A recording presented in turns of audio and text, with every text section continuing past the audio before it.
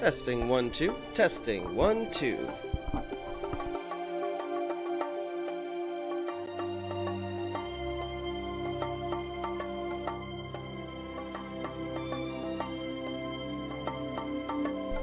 Benefactor here, testing the mic out. We're gonna get started here shortly. Don't forget to hit that like button and subscribe for more revolutionary content that's only available right here on Beneficence TV.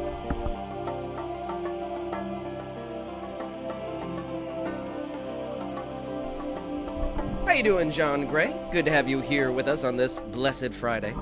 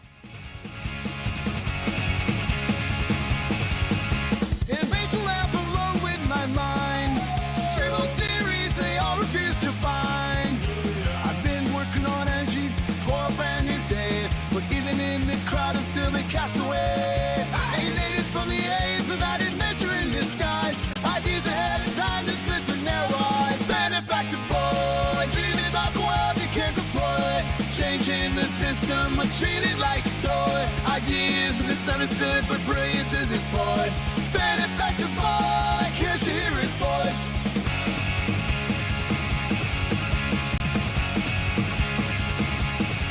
Talking about 0 point, the points lost on them. Kevin structures crumbling from the same old Sam.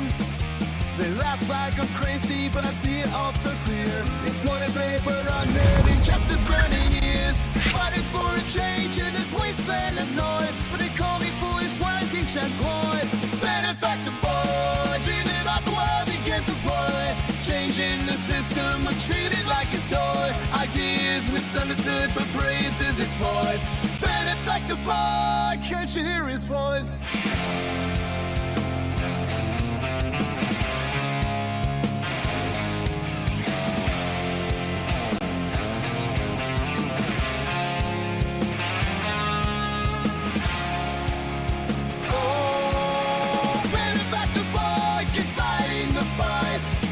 Revolutions in the darkest nights. A dreamer with vision beneath the laughter and noise. A future so bright waiting for the right choice.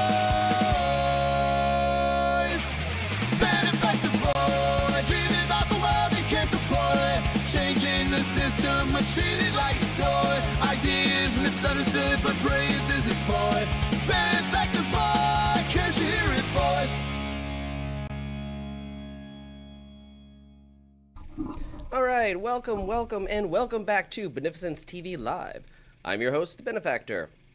And today, we're going to dive into the Beneficent TV Universe presentation that I've been putting together for the last, few weeks for the Water Tribe community event, the Meeting of the Masterminds, which is a new conference hosted by Water Woman Kimberly from the Water Tribe. So that's going on tomorrow. It's a private event. We are going to try to record it, but I wanted to put out a practice video to see how long the presentation was, because I'm only given about an hour, I think, and I wanted to time manage correctly and just give myself time to practice with all the visual aids. So we do have the full presentation for you. I know I've practiced a few times with minimum visual aids, but tonight we have the full presentation with all the visual aids, all the videos, the demonstrations, everything included in one comprehensive and concise presentation for you all. So if you haven't been following my work with the synthetic AC model that I've been developing based off of my work with the rodent coils, then everything you think you know about electricity is about to change. Now that's a bold statement, I know, but today I'm going to show you what happens when a curious person becomes a relentless investigator into the unknown. Now I'm talking about knowledge beyond textbooks, beyond simple dogma, beyond what we were all told was even possible in school. This is the Beneficent Universe.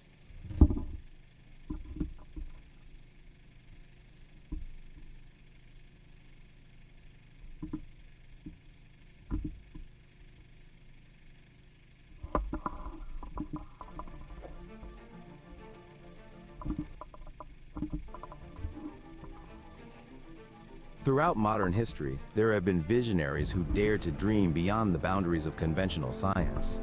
Inventors who sought to unlock the mysteries of alternative propulsion, anti-gravitics, and the enigma of over-unity energy. Yet, their stories remain shrouded in shadow. Many of these pioneers, their voices silenced, their visions extinguished. Some vanished into obscurity, while others paid the ultimate price. Suppression, it seems, has been a constant companion to innovation. But recently, there's been a glimmer of hope. A new generation of self-taught, open-minded, and independent scientists has emerged. A collective effort to combat the forces that seek to keep humanity in the dark. People like Marco Rodin, whose rediscovery of vortex-based mathematics is nothing short of mind-bending. They've pushed the boundaries of mathematical understanding, opening doors to a new realm of possibilities by describing numbers as physical stationary interstitiary vectors in space-time whose values don't change. Unlike traditional mathematics, where numbers change while functions remain constant, this paradigm shift recognizes that in reality, functions themselves can represent the changing variables, opening doors to a new understanding of mathematical relationships.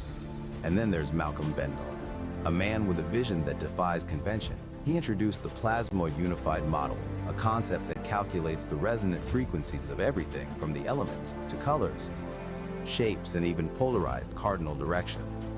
But Bendall didn't stop at theory. He applied his unified field theory to a revolutionary concept, converting mass into clean energy. His ingenious design mimics nature's use of plasma, producing colossal amounts of pristine energy.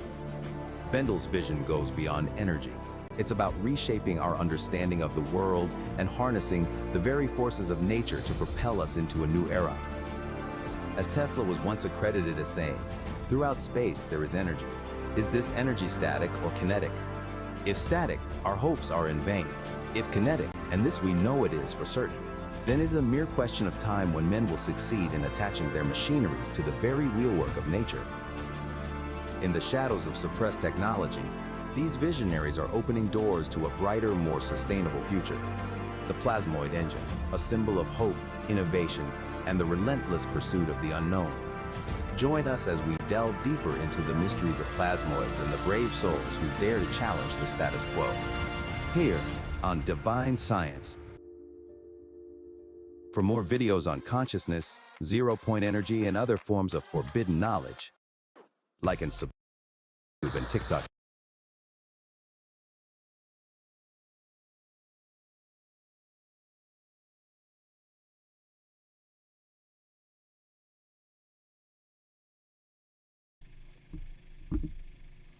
All right, tonight I'm going to take you on a journey.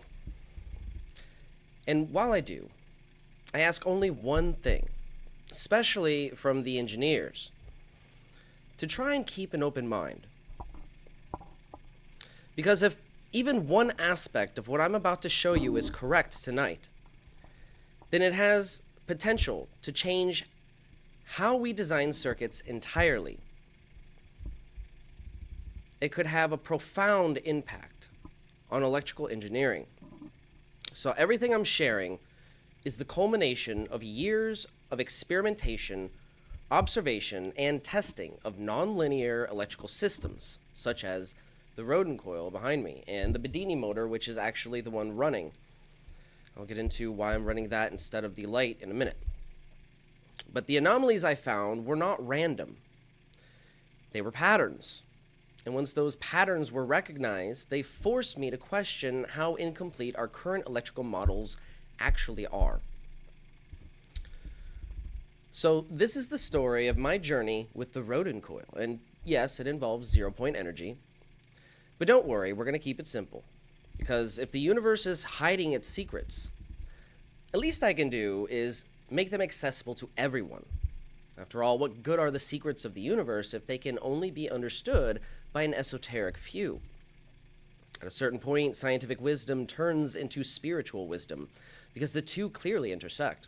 Our ancestors understood this, from the alchemy of Sir Isaac Newton to the sacred geometry embedded in the ancient architecture all over the world, to the natural philosophers who never separated physics from the metaphysics.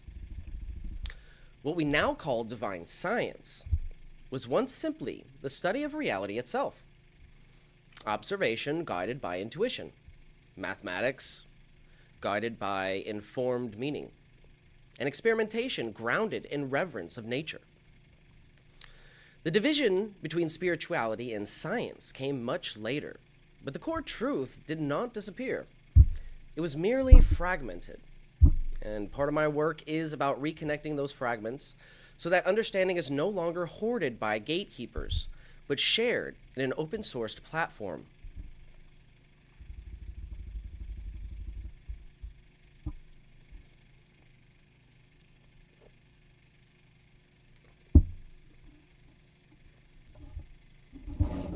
What's going on, Dennis? Happy New Year indeed. We are off to a wonderful start of the new year, I might add. If you guys have any interesting things or fun things that happened to you over the holiday season, please put them in the comments. Let me know. I am interested. So let me tell you how this all started. Because people always assume I woke up one morning and just decided, you know what? I think I'll go chase free energy devices. It wasn't exactly like that. It was kind of messier and a little more interesting. Well, I've always had this problem where I've noticed things I'm apparently not supposed to notice. Little gaps in logic and consistency that always got to me. It always got me in trouble, specifically for pointing out. Nobody likes to know the truth. So, with a world presenting explanations that felt like someone just got tired halfway through, sometimes this would exacerbate my curiosity. The more I learned about people like Nikola Tesla, people who challenged conventional theory, the more obvious it became to me that Tesla wasn't just a genius. He was basically mid-sentence when history cut him off. The man was unfinished, simply. He was pushed aside, suppressed, and definitely not explored to completion. But honestly, none of that kicked off my obsession that I have now. The real turning point came when I discovered a video by Randy Powell, a suppressed TED Talk from Randy Powell, and then subsequently a Daniel Nunez video from the Breakthrough Energy Movement Conference, his presentation on his Rodin coil research. So the first video, the suppressed TED Talk by Randy Powell. In that video, Powell claims that vortex-based mathematics describes a fundamental numerical structure underlying reality. He claims that the Rodin coil is a physical expression of that structure, and this geometry interacts with fields in a way conventional inductors simply do not. And spoiler alert, we've experienced that firsthand. But we're going to put up Randy Powell's suppressed TED Talk because I want you to see it. It's important that this was out here over 10 years ago and nobody did diddly squat.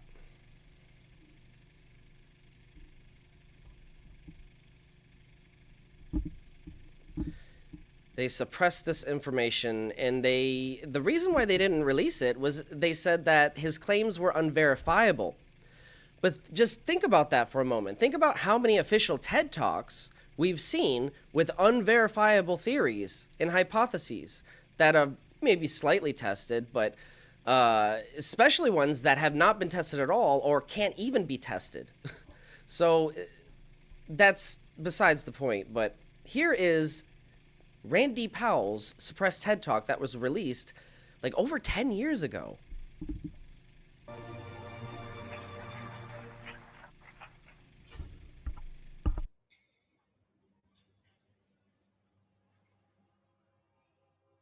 This gentleman right here. Thank you, sir. My name is Michael Shore. I'm here in Charlotte. First, it's an honor to have you here with us today. I'm concerned that your decision to allow offshore drilling could have the effect of chilling investment into alternate sources of energy. And I'm interested in what incentives you're going to be proposing to establish the conditions and to stimulate research and development and expansion of that critical sector. Well, I think it's a great question. We invested in wind, we invested in solar, we invested in biomass, we invested in research and development, we invested in battery technologies. Here's the challenge that we have. We don't yet have the technological breakthroughs that can completely replace fossil fuels. So for the next 10 years, next 20 years, we're still going to be using oil. We're still going to be using coal. We're still going to be using natural gas. We're still going to be using the traditional sources to fuel our cars, to heat our homes, to run our big power plants, etc. Unless somebody here invents something tomorrow, which would be very helpful. And if you have it, let me know. You saw where I was going. So I'd like to say, with all due respect to the president, that this is me letting you know.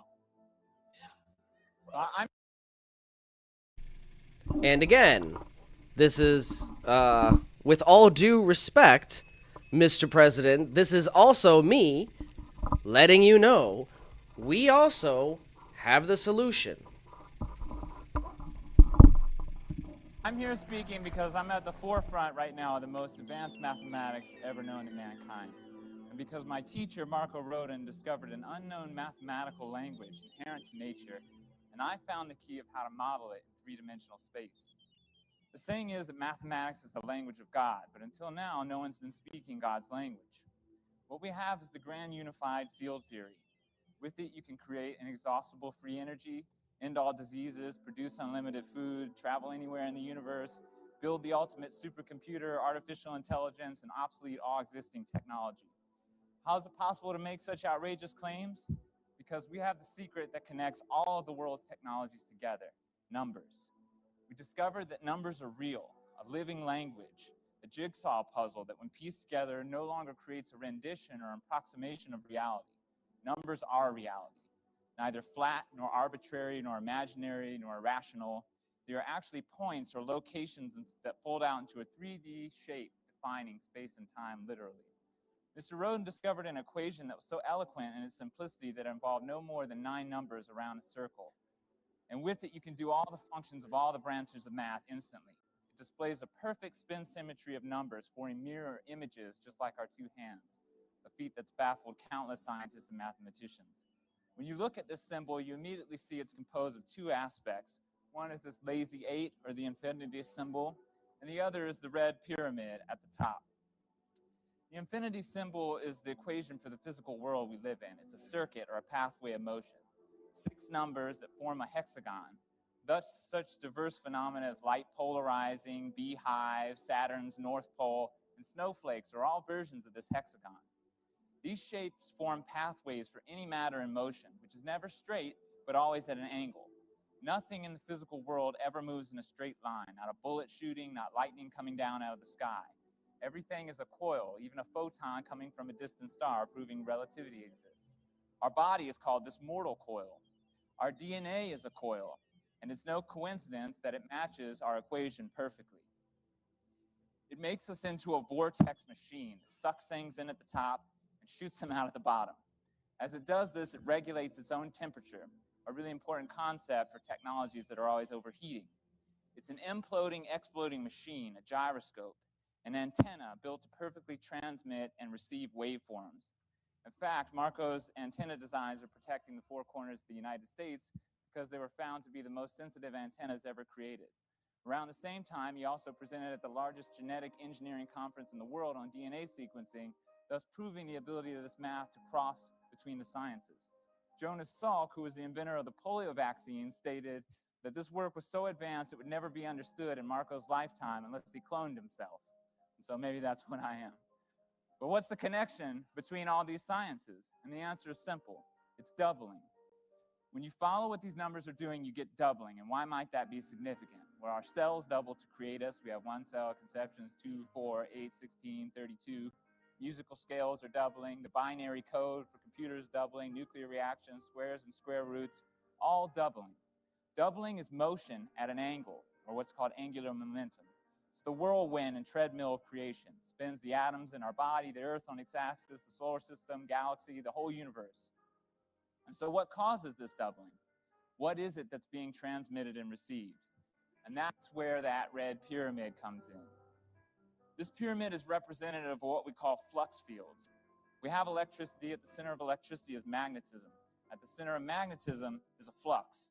It's a higher dimensional energy known by many names such as dark energy, tachyons, monopoles, gravitons. We call it etheron energy.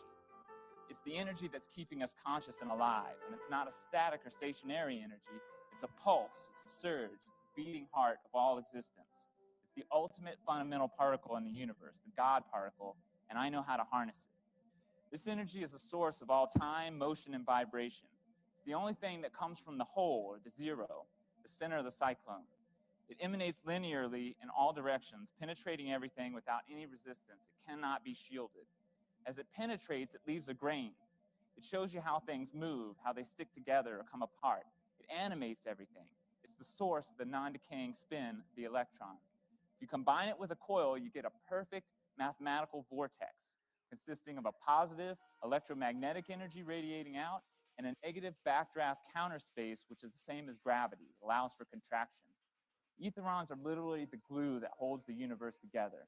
Einstein called it an inertia ether. Ultimately, when this is arrayed in true 3D shape, which is what I discovered, it forms a shape commonly known as a torus or a donut. This is nearly 20 years later. What I found was this. Essentially, this thing is a heat sink. It's a temperature regulator, just like your human body.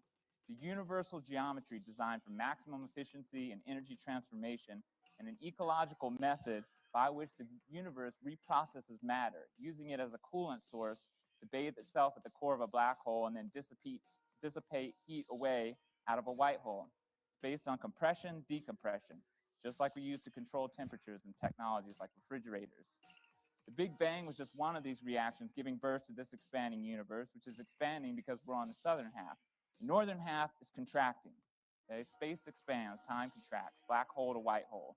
The torus is what everything becomes at its maximum acceleration. This experiment you're going to watch while I finish my talk, I want you to keep in mind when you're watching this magnet spinning around, there's no energy going into this coil. It's totally turned off.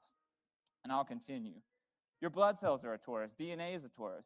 Magnetic fields, galaxies, all toruses. That's why a tornado is more powerful than an atom bomb. It's a one-way, living, systemic electrical machine, a self-sustaining jet. You might say a flying saucer. I found a way to calculate this torus in a perfect 3D, 4D, and higher mathematical hologram that can be scaled up and down to infinity, and which we now call the Abha torus. Or sometimes we refer to it by Marco's name, which is the flux thruster, atom pulsar, electrical venturi, space-time implosion field generator coil. And with it, it's possible to create a localized space-time implosion, a controlled desktop black hole. That magnet's still spinning. There's no energy in the coil. This is the final technology, the philosopher's stone, a reactionless drive unaffected by any weight that it carries. It's a true model of an atom, and with it, I have the key to the periodic table, which a professor from the University of North Carolina told me could be the greatest scientific discovery of all time. We can, for the first time, cross from one science to another, unbroken, whether it's subatomic physics, periodic table, computer science, DNA. Remember, I said cure all diseases, artificial intelligence, all the result of ether-on flux fields. And so simply put, this torus does it all. It's a blueprint for a perfectly efficient magnetic field generating coil, a spaceship, a surgical tool, a supercomputer, and even a high fidelity speaker all in one. Are such things possible? Frankly, yes, they are. And Absolutely. I don't know about the medical stuff. We won't comment on the medical stuff, but we have been able to verify a lot of that.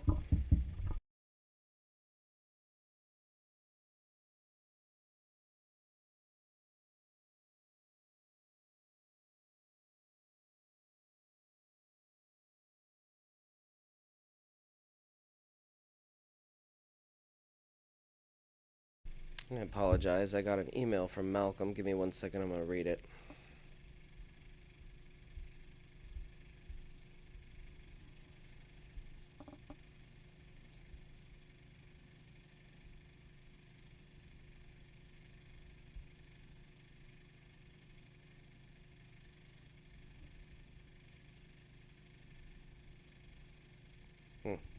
All right.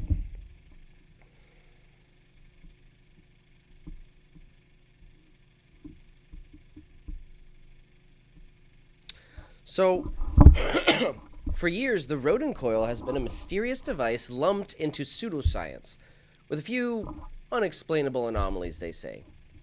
However, we now have a refined system called the lightning thief. It is not turned on at the moment because I am using the battery that it uses to charge the negative, another battery that's going to be charged with negative electricity for another experiment. But I digress. We have the lightning thief, a refined system utilizing the Abha variation of the rodent coil.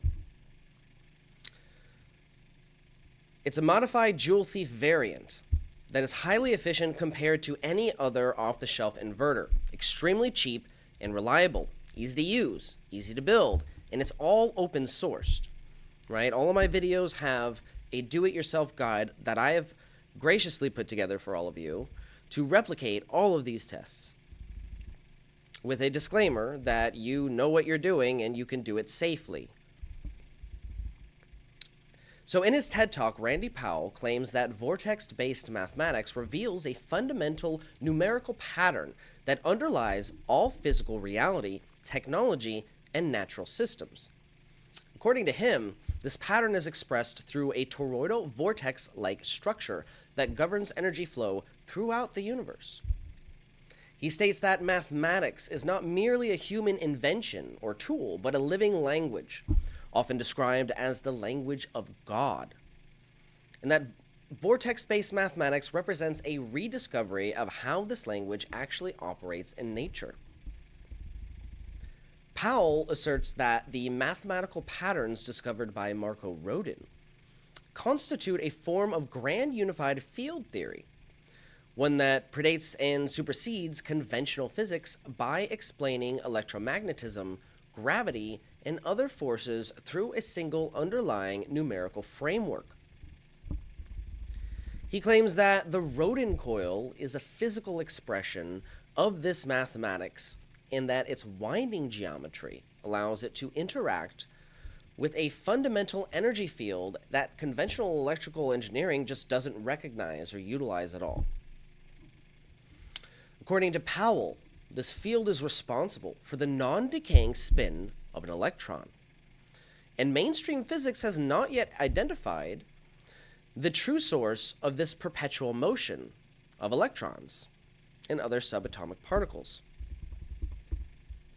So Powell suggests that the Rodin coil provides a means of accessing or coupling to that source of energy, what Nikola Tesla would have referred to as radiant or cosmic energy. Powell further claims that the Rodin coil does not behave like a traditional inductive coil, but instead organizes energy in a way that allows for greater efficiency, unusual field effects, and non-standard electromagnetic behavior. It is self-cooling, is able to store a lot of energy, and even when it's powered off, spin that neodymium sphere like 20 feet away. So we haven't achieved that level of full synchronicity, but I have a feeling it's because either we need 3 channels and a little bit more power, or we just simply need a little bit more power. Either way, we have seen those effects.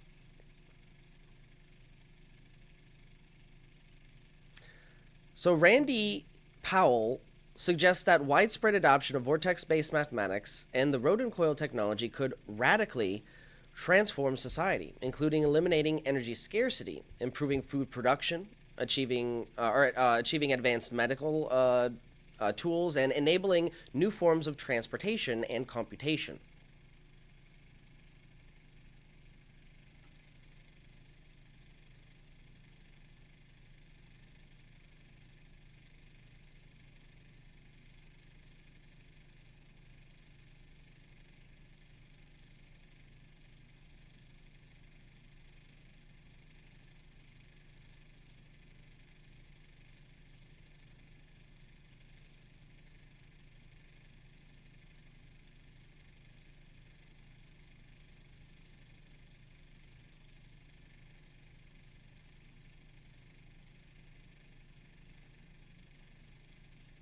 Sorry, I got another email from Malcolm.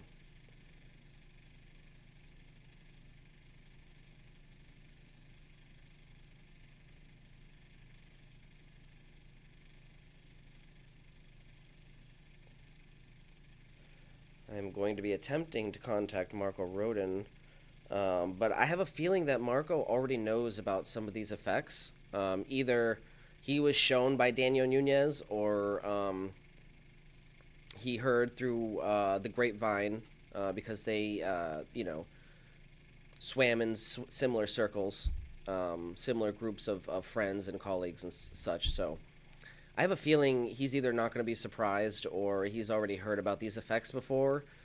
Because, again, I'm trying to reverse engineer what a couple of people have done already, but then they deleted all their videos, indicating that, they sold their technology and, were on a path to open sourcing, but then sold their technology and deleted all the tutorials and information, probably as part of a contract for money or further research, which is a shame, because it kind of is a tactic that these companies like to do to shut down this kind of advancement. But regardless, all this information is out there in multiple sources now, and specifically in encrypted sources where it can't be deleted. So we have multiple fail-safes, so this technology won't get lost. This information won't get lost. Regardless, I'd like to contact Marco just to make him aware of these new observations of ours, personal experiments in the lab, which are just independent verifications. And some of them are unique, though. I have not seen anyone get, 33 watts or an increase in voltage on the battery with the specific method that I've seen a couple people use. So that's interesting. Maybe that would be important to make him aware of. But again, I don't know. I have a feeling he already knows about all this stuff. So regardless, maybe we can try to contact him and update him on the synthetic AC model as well and see what he thinks about that.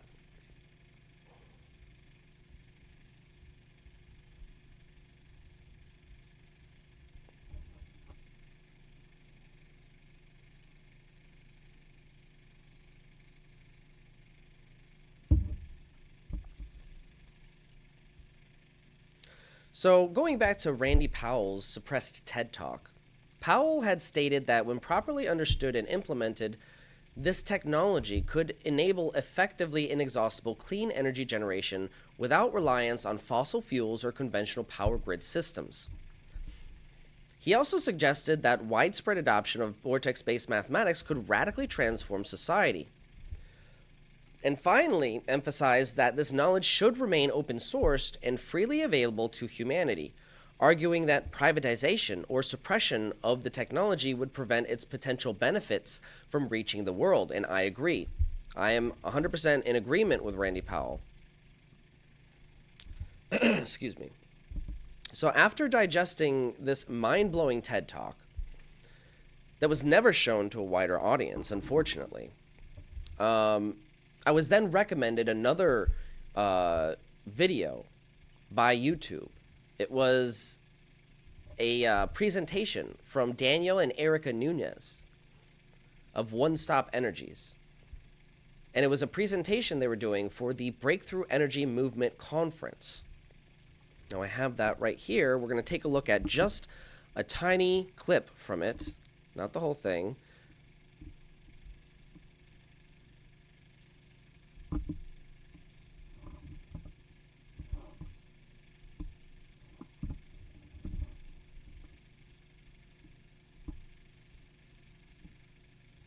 Applications: low wattage lighting inverters, magnetic pulse therapy devices for plants and animals, 3D sound speakers, solid-state battery chargers, and space.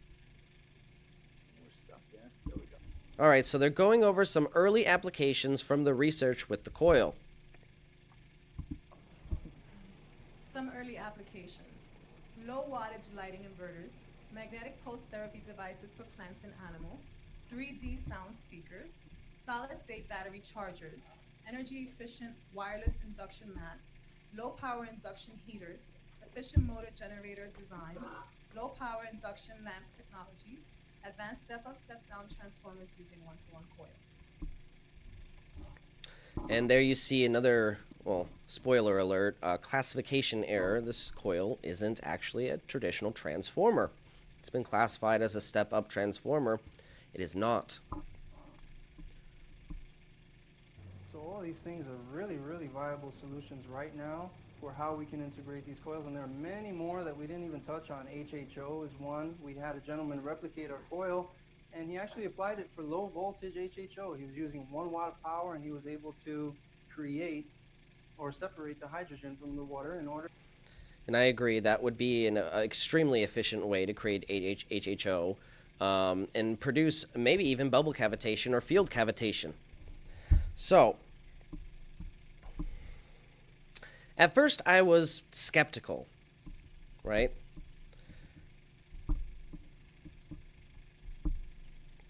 But something about Daniel Nunez's claims bothered me. But in a good way. I got a hunch. And because his solutions, they were simple, like stupidly simple, that meant that they were really easy to test. They were testable for me. So I built them. Up until this point, I wasn't fully convinced, though, on the concept of free energy. But I felt it needed to be fully explored. I felt it wasn't getting the proper attention, and something inside my gut always told me that science is missing a fundamental piece of the picture here. I wanted to find the easiest projects to replicate for verification of this coil. So I wanted to find the most easiest tests to replicate for independent verifications for the coil.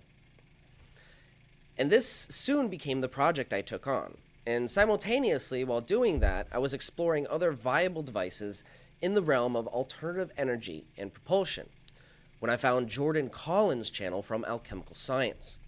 Now, Jordan was talking about the Rodin coil and how I found his that's how I found his channel, but then I found videos on something called the Thunderstorm Generator from his channel, and I became convinced that these two devices were the area of study that I needed to personally invest my time into if I was going to wrap my head around any of this.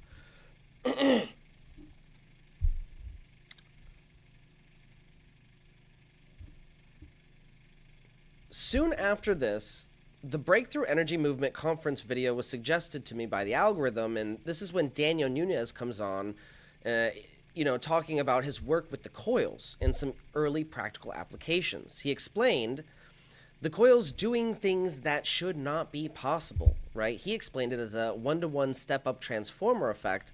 We'll describe later in this presentation how that's actually a misclassification, and that's important to make that distinction. Because when you're trying to understand these nonlinear systems, we need a coherent model for that. Otherwise, we're in the dark here as to how to build them, how to tune them, and how to predict their behavior. So he described all these things that were simply, they shouldn't be possible based on conventional models. And I'm sitting here thinking, okay, if even part of this is real, someone needs to look into it. And I didn't really see anybody looking into it, not recently. Like, they're old videos, like 10, 12 years old, people trying to follow him, or you can see, like, other people doing things, but not for, like, 10 years. So apparently that someone who was going to look into it had to be me, because clearly no one else was volunteering. So I go looking for Daniel Nunez's demonstration videos, right? Expecting a huge library. I mean, he said in his presentation, I have hundreds of videos and tutorials. He wanted to leave a breadcrumb, at least. I think he said even if he sells his technology or something like that, I'm paraphrasing, he wanted to at least leave a breadcrumb for how to get started. But then I looked, but when I looked, all of his videos were gone. They were all deleted. Not one single video was available on his website or YouTube channel. And then I found a repost of one of their videos that was deleted off the channel. Apparently, one of their fans re-uploaded their most important tutorial video, and this is really what started it all for me. That video changed everything, really. Because the method Erica Nunez used wasn't mystical or complicated. It was simple and straightforward. It was pretty stupidly simple. Almost insultingly simple. Like, that's it?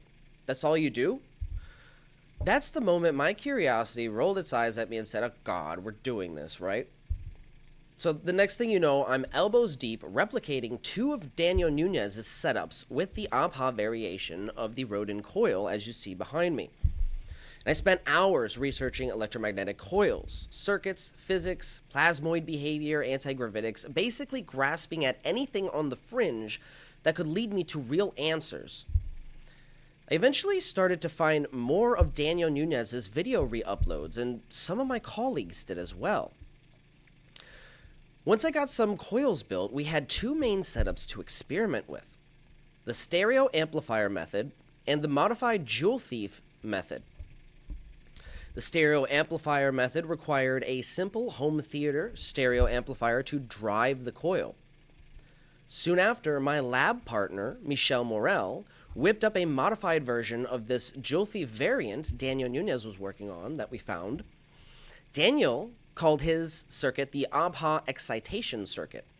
Michel, my lab partner, put our modified version on a beautiful little PCB for us, and we call it the lightning thief. So Michel is brilliant, right? He kind of cracked this for us. We found a schematic. I believe maybe it was even Michel that found the schematic, and he kind of altered it so it could work with our variation of the coil. Because again, we're not using Daniel Nunez's exact frame. We're using the APA variation, but I don't know, it might be different in size and inner to outer ratio, diameter ratio. So he got it to work. And he gets a lot of props for that. Like, he has been my mentor through this all, helping me. And once we got it to work, I called it the lightning thief system, just to, give it a flashy name, so people would catch on that, oh, this is something cool, something unique is going on here. So, in summary, we have the stereo amplifier method and the jewel thief method. Now, let's take a look at the first method, the stereo amp method. This method originally only gave Daniel Nunez a 1 watt reduction on his Wattman meter. when using it with the coil to drive a standard magnetic rotary, right? It just had like this little plastic cap that he put on top, a little axle and a magnet, and it flipped. He experienced, we found a video, not on his channel, none of these were on his channel that we found, but we found a re-upload of one of his videos that he demonstrated a 1 watt reduction on the Wattman meter, meaning the input power requirement went down by 1 watt just by spinning the magnetic rotary. Now, skeptics could say that that's just a rounding error, right? It's just high impedance or, an anomaly. But for me, it was actually evidence. For me, this wasn't just an anomaly, but there simply wasn't enough to prove it. If 1 watt was possible, though, with a simple traditional magnetic rotary, surely we could do more if we try to get that magnetic rotary, or that magnet rather, to spin faster. And we do this by using the geometry, changing the geometry. We use a neodymium sphere, and that sphere complements the torr of the coil quite nicely for spinning at high RPMs. So if 1 watt was possible, surely we could do more, and we must try. But when we started tuning the Wattman reduction test, as I call it, with the neodymium sphere, the system opened up. We didn't experience a 1 watt reduction. We experienced a 33 watt reduction from 55 to 14 or something like that. That's incredible by any standard. I really questioned this, though. Were we really seeing extra energy, right? Was this extra energy being extracted from the vacuum, or is this just some sort of low impedance trick created by resonance in the coil? So, because this really bugged me. That was a lot of energy. At a certain point, you have to question yourself. You can only lower the impedance so much. You can only increase the efficiency so much before you have to question, oh, there's more water in this bucket than I started with. So, anyways, we decided to put it on the test on a battery, a 12-volt battery, 12-volt, 20 amp hour. It wasn't fully charged, though. It might have even been the negatively charged battery. But I digress. And suddenly, it wasn't showing effects like a traditional resistive load would show, right? Because when we're spinning that sphere and putting the frequency into it and powering up the amplifier with the 12-volt battery, we are putting it on a load. It is under load. It is using power. And by every conceivable model of conventional science, that battery should be going down in voltage. I think we can all agree on that. But suddenly, we saw these extreme effects. The magnetic rotary was now influencing the battery, okay? And that was when I realized we were standing on the edge of something a lot bigger than I had ever anticipated. Under load, with that magnetic sphere spinning at about 75 hertz, we experienced the battery voltage actually start to climb. Let me repeat that again. Under load, on a 12-volt battery, the voltage started to climb when the sphere was spinning fast enough to synchronize. I suspect that at a subharmonic of the resonant frequency of the system, because it was only 75 hertz. So if the system is claiming to have free energy, then this is the exact thing you want to initially see in your testing. Because under no circumstance should a setup like this experience voltage on the source battery increasing under load. That's okay, so that's like powering your iPhone, but instead of the battery draining while you're listening to the music, it's actually going up. That's what is actually visibly and observably happening in this Wattman reduction test when we attach it to the battery. So even an extremely low impedance of a high Q factor system will indicate a lower battery consumption, right? It'll slow down the battery decay rate, the voltage going down, but it's not going to reverse the battery potential entirely. What? This is a massive step toward a self-sustaining proof of concept, and we have video of this. I'm going to go over all of it. But it's a system that could potentially power itself until the parts wear out, a self-sustaining system. And as far as my knowledge, I've not seen any actual evidence of a self-sustaining system outside of this effect actually documented. Up until this point, it's all been just theory. You know, we have the legendary devices that we hear about, like the MEG, the motionless electromagnetic generator from Tom Bearden, or the VTA, the vacuum triode amplifier from Floyd Sweet. But, you know, that could, those could both supposedly sustain their input after initial startup, meaning they're self-sustaining after you give them a little input power.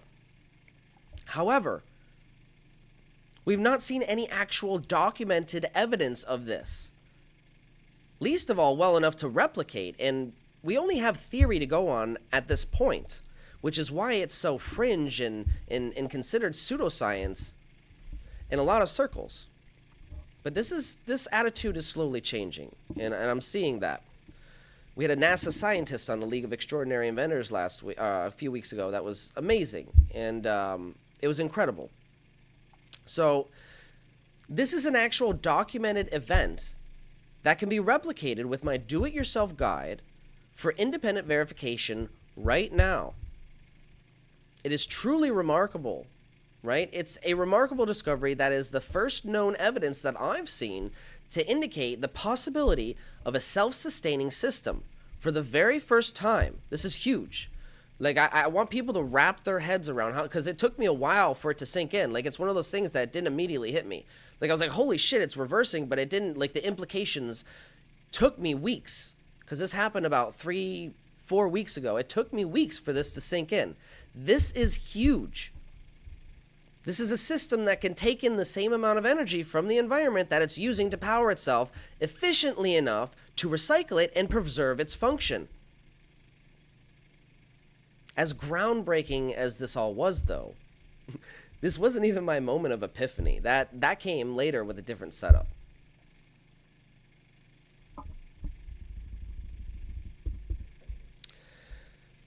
So my actual light bulb moment, the moment where I felt the universe tap me on the shoulder and say, hey, Ben, you paying attention, bro?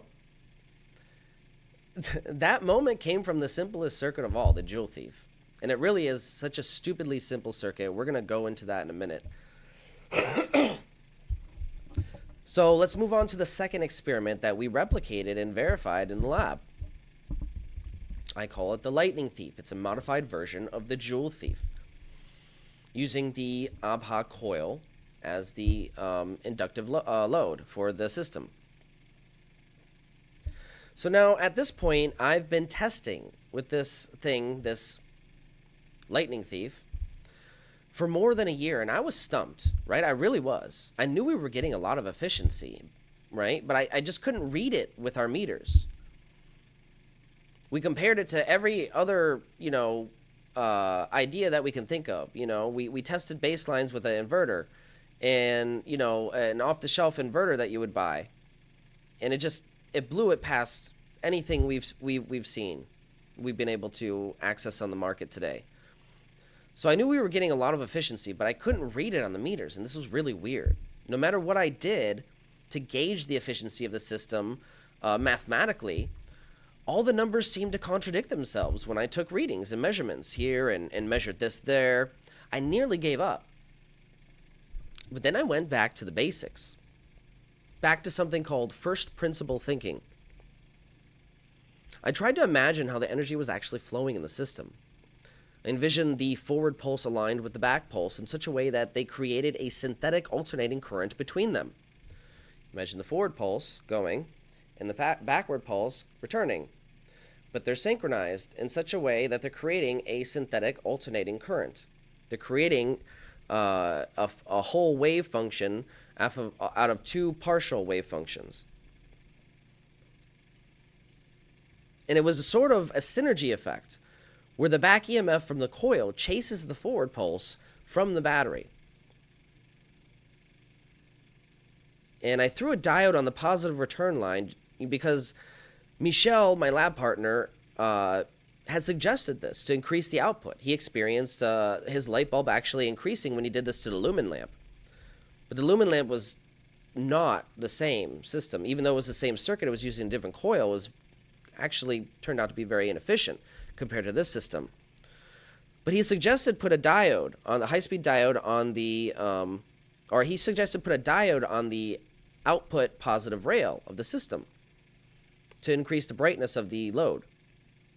So I put a high-speed diode on there.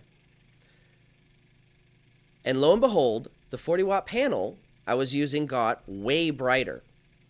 But I needed to understand why. Like, why did it get brighter? Why are we getting massive amounts of AC voltage, but almost no usable power when I try to rectify it with a full bridge and dump it into a capacitor or a cap bank like you normally would, right? Why are we getting all this, we're getting all this AC voltage, but this 40-watt panel is only about 10% bright, right? It's bright because it's a 40-watt panel. It's bright enough for me to use as a desk lamp for my lab. But at the same time, it's not getting, it should be getting 100% brightness based on the voltage that we're getting from the coil, right? From the system. We're stepping up the voltage. We're seeing that on the amp meter, but why? Or not the amp meter, the multimeter, but why? Why aren't we seeing 100% brightness on the LED panel? There are all these different, like, contradictions. Like, we see all this energy, but why isn't it being utilized like fully in the load? Where is it going? So I started tracing the current path, the forward flow, the back EMF, negative to positive, and positive to negative. But unlike conventional circuitry, you know, where they teach you to build circuits from positive to negative, electricity actually flows from the negative terminal to the positive terminal. Yet we still design circuits to flow from positive to negative. Now, this is one of the main reasons, in retrospect, my revelation about these systems, in my opinion, went unnoticed for so long. Ignoring the true flow of energy in your system obfuscates hidden return paths and interactions in the system.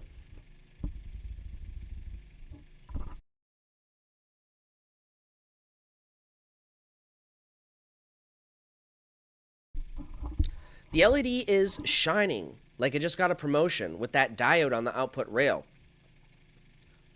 the positive side, and I had to know why. I felt like if I understood this aspect, things would start to come together finally, and I could understand more about how the system is working as a whole. And then it hit me. By tracing the path of current from negative to positive, the diode wasn't just blocking, right? It was blocking the forward path, but it was also sorting. So it was splitting the forward flow from the back EMF and acting like a rectifier of sorts without destroying the synergy between the forward and back pulses, right? Remember, the diode only blocks the current flow. It doesn't actually block field interactions. Those are still occurring regardless of the diode. But this led to another truly strange question. And this is the most frustrating question I had. Even though the forward flow from the negative terminal of the battery had no obvious direct path back to the positive terminal of the battery, the circuit still acted connected. It still turned on. Like, why did it do that? Why did the circuit start at all if the forward current has no direct return path back to the battery's positive terminal with that diode blocking its path? And that's when I had my moment. It's kind of like a moment where I literally said, holy crap. Because I realized I wasn't watching a circuit behave weirdly. You know, now I was watching a circuit reveal something fundamental about how energy actually interacts with itself. Something we're not taught, something most people never get to see. And that was it. That was the moment curiosity landed me a theoretical model to explain these observations. Not in a lab full of million-dollar equipment, but in a single-bedroom apartment on a shoestring budget with a handful of basic equipment and a vortex coil that was just refusing to follow the rules. And we're going to watch this video I put together that shows you the path conventionally and the actual electron path and how it is blocked by the diode. And it's like, what? How does this work? But when you apply the synthetic AC model, as we're going to be doing, and I'm going to be explaining to you, you can begin to understand how this is working. It's field dominant, not charge dominant.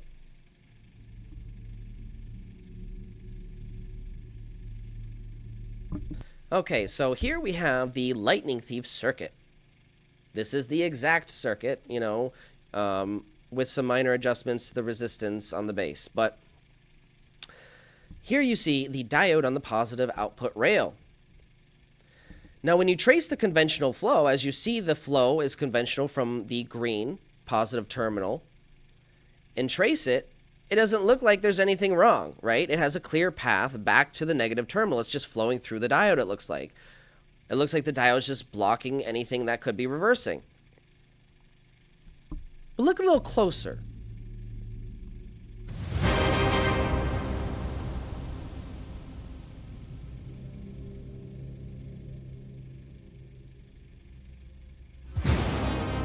That is the conventional flow. And it is wrong. Now let's look at the actual flow.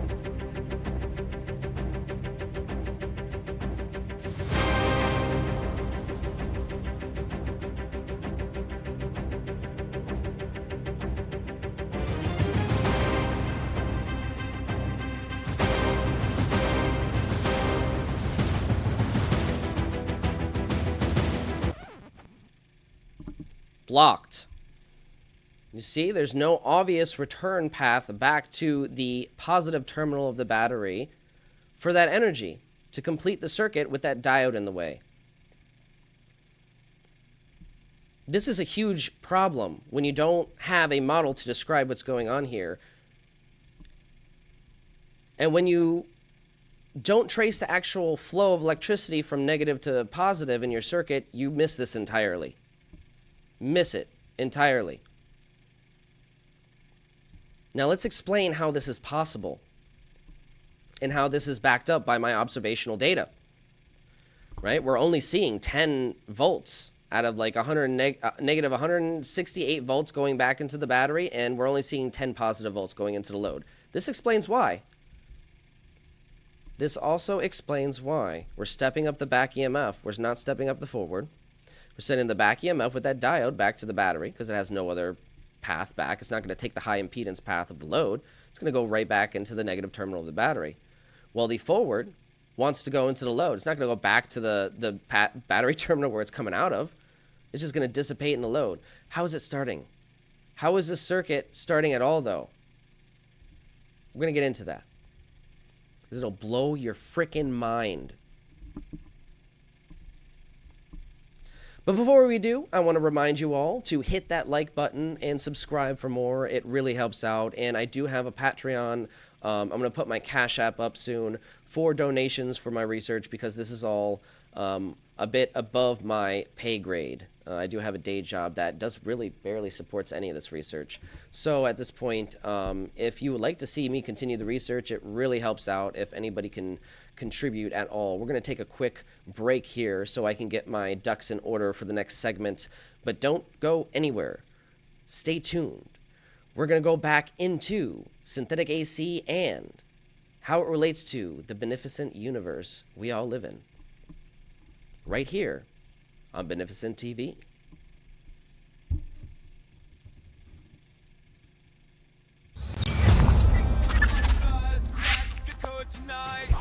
Oh yeah, that's true. Wires and circuits that shine in neon lights. Oh yeah, seen you creating power from the air. These smiles and delights. Oh yeah. Mike does it right. Hey. Mike does all my keys to one. Teaching us knowledge, lighting the sun. John Batista's legacy alive is his. Mike does knows we're his biggest fans. Down in the basement, secrets start to glow. Oh yeah. With Nathan and Lulu in the show. Oh, brilliant team. Mike gave my paradise.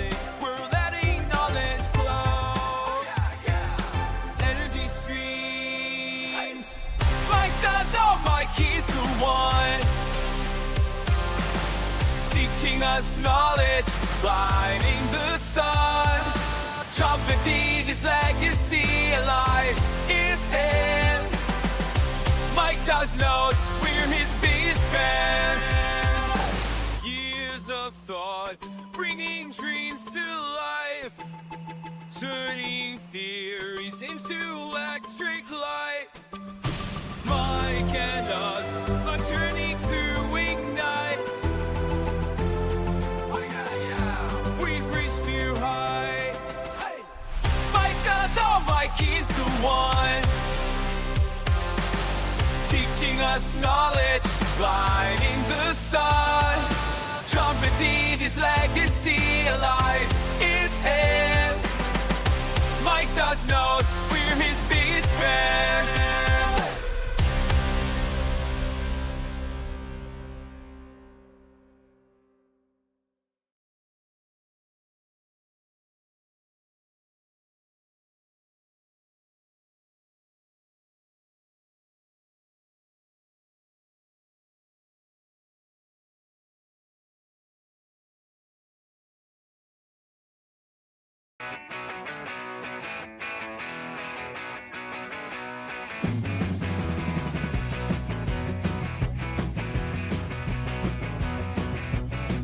In a town down south where the fireflies glow, there's a man named Michael with a vision to show.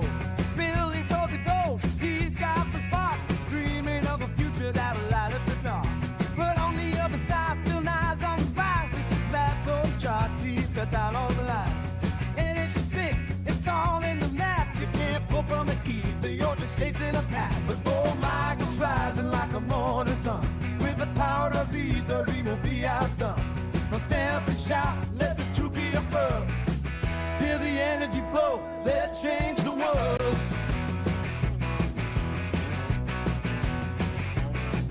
In the heart of the lab, the tension was thick. Skeptics gathered round the table ready to pick. Show proof, but let the taste clear. We're not buying the stream, nor just chasing a spin. But Michael smiled by with fire in his eyes. Just watch as I spin, let the naysayers cry. Go spin fast and a heart full of fight.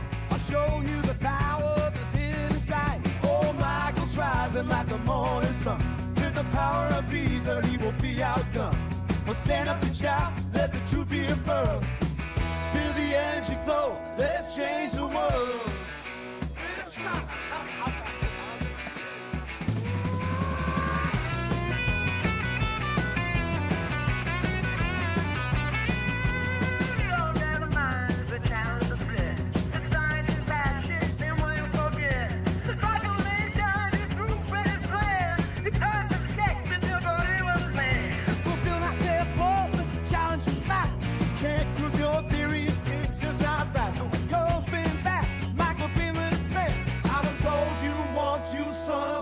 I'm the best there's ever been.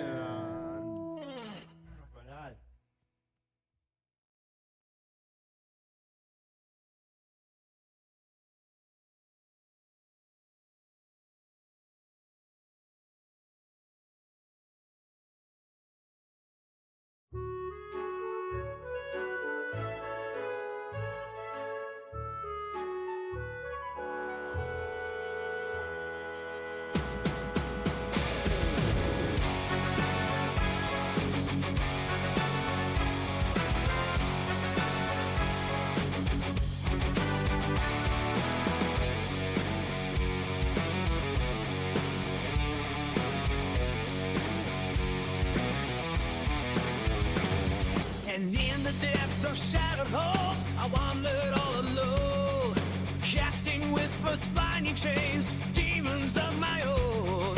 Toxic deafening, down spread on my frail soul. I once spin my mirror, haunted by my role. But in the echoes of my cries, just still I emerge, guiding me to where my true results are. Now I rise from the shadows with wings of fire I ascend, free from the chains of sorrow, from this path of forever defend. Shattered glass beneath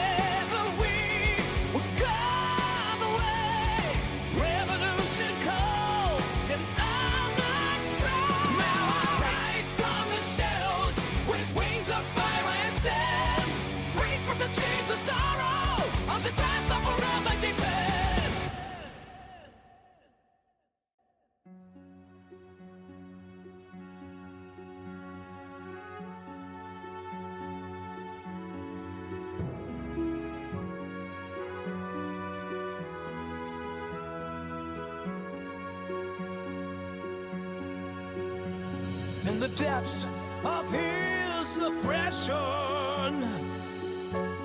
It's the rise of a true nation.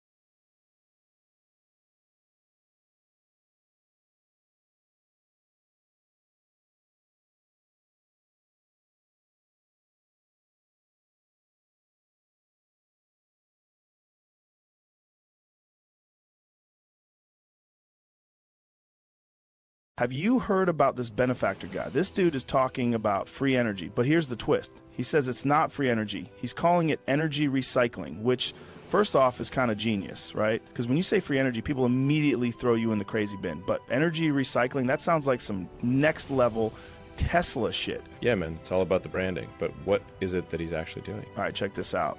He posted this. Free energy isn't actually free. This is a misnomer. It's actually a mutual exchange from the vacuum, a field of energy from which everything arises, the same energy that powers an atom. Like what?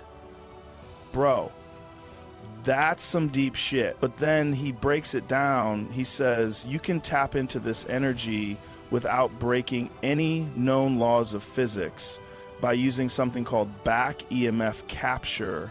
Whoa, back EMF capture? Sounds like some serious sci-fi tech. Dude, listen to this. He explains that when a coil collapses using a pulsed signal, the energy that would normally just get wasted, like just dissipate as heat, can actually be recycled. He says nature gives you back energy to stabilize the system, which makes sense if you think about how nature works. Like everything in nature is always trying to find balance, right? So equilibrium, is that like how water always levels out or something? I'm trying to remember what Ms. Murphy said to me in 6th grade science all those years ago.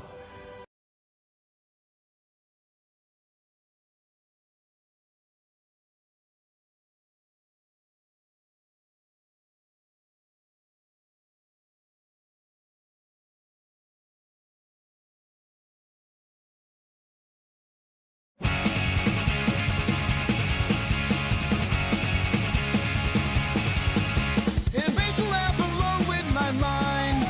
Real theories they all refuse to find. I've been working on energy for a brand new day, but even in the crowd I've still been cast away. Alienated from the aids of added nature in disguise. Ideas ahead of time dismissed with narrow eyes. Benefactor boy, dreaming about the world you can't deploy. Changing the system, but treated like a toy. Ideas misunderstood, but brilliance is his boy. Benefactor boy, can't you hear his voice? Alright, welcome, and welcome back to the Benefactor's Guide to Free Energy Devices Special Edition. We are doing a presentation I'm going to be doing for a private conference held tomorrow for the Water Tribe community called the Meeting of the Masterminds. So I wanted to give time to practice and give a public demonstration of some of the things that we're going to be going over tomorrow. So you guys don't miss out. We are going to be recording it too, but just in case, it is good for me to practice my public speaking and all that. So I haven't really given any live demonstrations or presentations or lectures outside of this platform. So it's a little bit of an adjustment, but nothing I can't handle. So with that being said, let's jump into the comments, see if anybody has anything to say. John says, hi, Malcolm. Malcolm, if you're watching. John Gray says, hi. Oh, I see Malcolm has joined us. So he says, on a car coil 12 volt, low voltage positive, on high voltage positive connected to 12,000 volt diode, take a small spark plug into a plasmoid explosion. Happy, powerful year, everybody.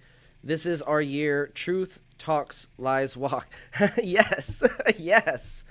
Awesome, awesome addition. Great to have Malcolm here in the chat for our presentation that we're going to be going over tomorrow for our private conference. But these conferences are new. They're going to be like the new Cosmic Summit. We're going to try to have them quarterly. So the next one, I'm gonna aim to do the presentation in person, so people can actually see the demonstration, interact, ask questions directly. It's going to be a lot of fun. I believe it takes place in North Carolina.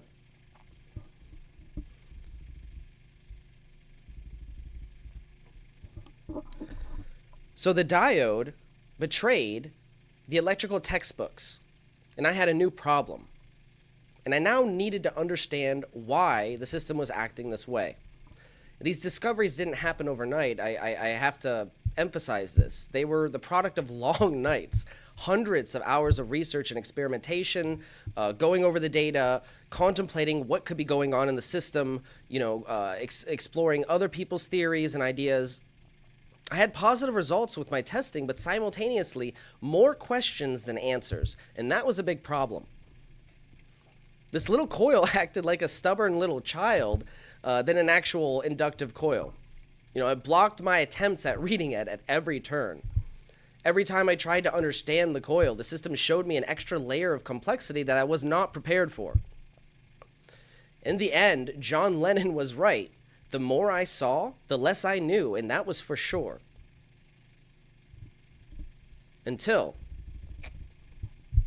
throughout all this testing, patterns started to emerge.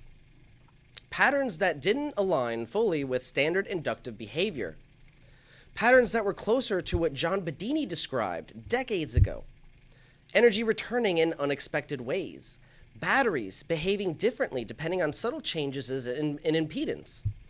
Forward flow and back EMF interacting like two siblings who love each other but fight constantly. And I hit a wall. Everything I was seeing contradicted the basic rule. You can't get more out of the collapse than you put into it. Bedini himself said this. But I was getting negative 168 volts on a 12-volt battery with a 1-to-1 coil ratio of coil. So either my measurements were all garbage, or the rule was based on what we were calling the coil a transformer, which I discovered it's actually not. And that's when kind of another realization happened, and we were calling the coil the wrong thing. This wasn't an inductor stepping up forward voltage, right? And since it doesn't act like a traditional transformer, it was something else. A kickback transformer, or what we might call a flyback converter, where the main event, the output, was the amplified collapse itself. The forward pulse is just the trigger. So I came to the realization that I had to create new terminology to classify these new phenomenon in the system, because we just simply didn't have the language to describe what was going on. The old language had no words for what I was measuring. Maybe it was because I didn't have the formal training to know what exactly was impossible, but I just had the data, the raw data, and the data was begging for a new label, a new name. That moment taught me something profound. Sometimes to see the truth, you have to be willing to rewrite your labels. And I realized something huge in that moment. The system isn't a Bedini system. It's not a Marco Rodin coil system. It's somewhat of a hybrid. It's using the same oscillatory or self-oscillating circuit, same self-oscillating circuit principles, but combined with the coil geometry of the Rodin coil. A hybrid that was not fully explored by either party, because each group was missing something that the other had. Now, Bedini understood radiant behavior and Tesla's impulse technology, right? He was striving to make this a proof of concept. Rodin understood the importance of geometry regarding fields, compression, and energy flow. But neither combined them in a way we have. And that's when my research went from investigation to innovation in theory, because now I wasn't just replicating other people's work, I was actively improving upon it. Now, most people, before we get into the synthetic AC hypothesis and the model that we'll be describing that explains all these phenomenon, we have to describe something very fundamental about the Joule Thief circuit itself that I had to come to terms with. Because most people think the Joule Thief is just a tiny battery booster, right? And that's not really the full story. When we looked closely, we saw something strange. The energy wasn't just flowing through the wires. It was moving through the surrounding field in a way textbooks can't fully explain, right? We're getting almost 300 millivolts with the amp clamp, with the measuring the fields around the wires. That's not just an AC ripple. Now, by adding the diode at a certain spot in the system, the LED panel got brighter, significantly brighter, without draining the battery faster. That's the most important aspect. And when we trace the actual current flow from negative to positive, we reveal something significant. Something that was missed. With that diode on the positive rail, there is no obvious return path for the energy to go from negative to positive terminal of the battery. It was creating a field bridge between the two pulses. And this simple observation revealed a hidden path for energy, and this misunderstood behavior is exactly what led to the synthetic AC model we will be getting into momentarily. Now, electricity, in that regard, doesn't always follow the path we expect. In nonlinear systems, like the Rodin coil system here, energy can separate into distinct forward and collapse pulse events, interacting with geometry to create effects conventional AC models can never predict. Linear models can never predict. So in short, the Joule Thief isn't just a self-oscillating circuit. It's a circuit designed for nonlinear efficiency as long as the coil geometry is correct. However, the caveat here is without the correct coil geometry, you end up destroying the dipole faster than you can restore it, leading to a lot of these anomalies being hidden due to the simple inefficiencies of the system that underutilize geometry in that way. And the ABHA coil solves this issue. It reveals something we missed.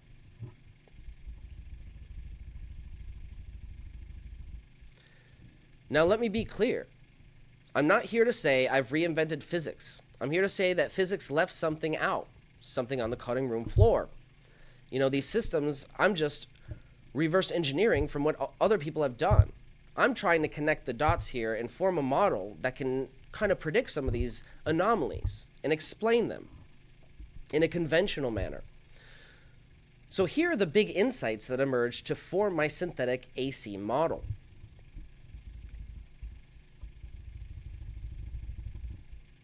First, we think about Tesla and how he wasn't fully understood. Tesla was largely unfinished. People get two things wrong about him, though. They think he was about wireless power only. But Tesla was actually about field access, tapping the environment, what he called radiant or cosmic energy. What Tesla called radiant energy, he believed would power the world instead of fossil fuels. Another thing that people get wrong about Tesla is they think he was mystical and somewhat nuts, but in reality, he was actually hyper-practical and extremely literal when applying his metaphysical concepts. Yes, he did believe in the metaphysical, but he grounded that belief in science, not just speculation.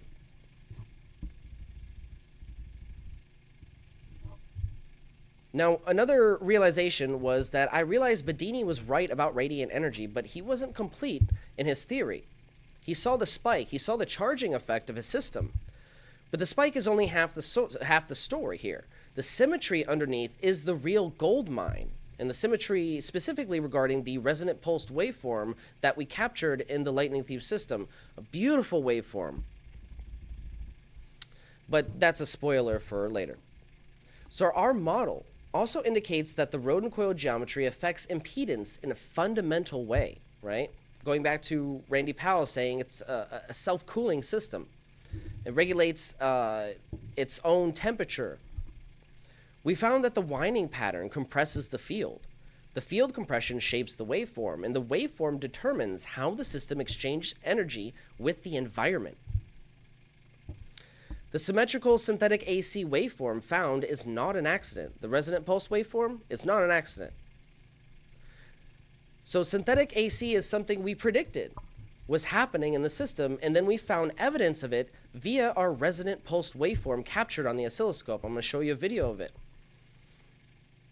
Synthetic AC is a mode of energy transfer, okay? Think about it like that. A stable equilibrium where the system gives back more than it takes in by recycling energy from the collapsed field. Now, I'm going to show you this beautiful resonant pulse waveform we captured that supports the synthetic AC model.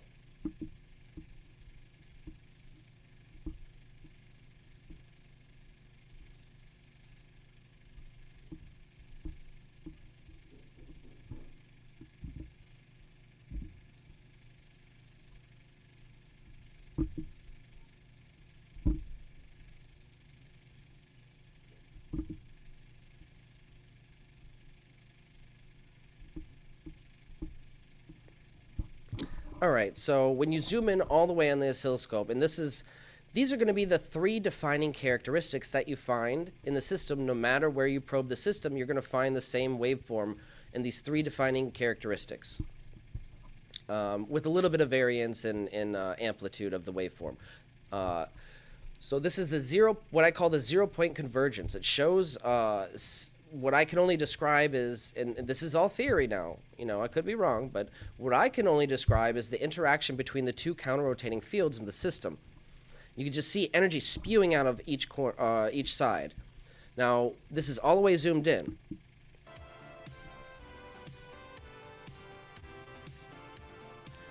Now, watch what happens when we zoom out a little bit onto the regular scale. We get all these nested harmonics, okay? Oh, change my headphone. So we get all these nested harmonics.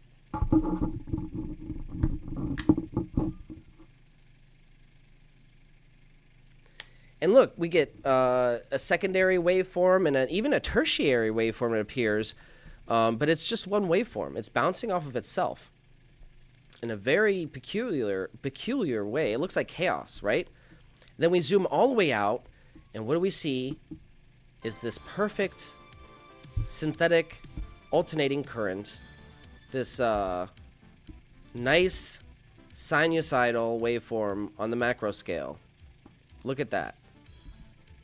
And again, you're not going to pick this up if you're grounding it. You have to pick this up floating it, or putting it next to the wire, because you're picking up the field interactions. You're picking up the interactions between the forward and the backward components. So you're not going to pick up those interactions if you're grounding out your probe.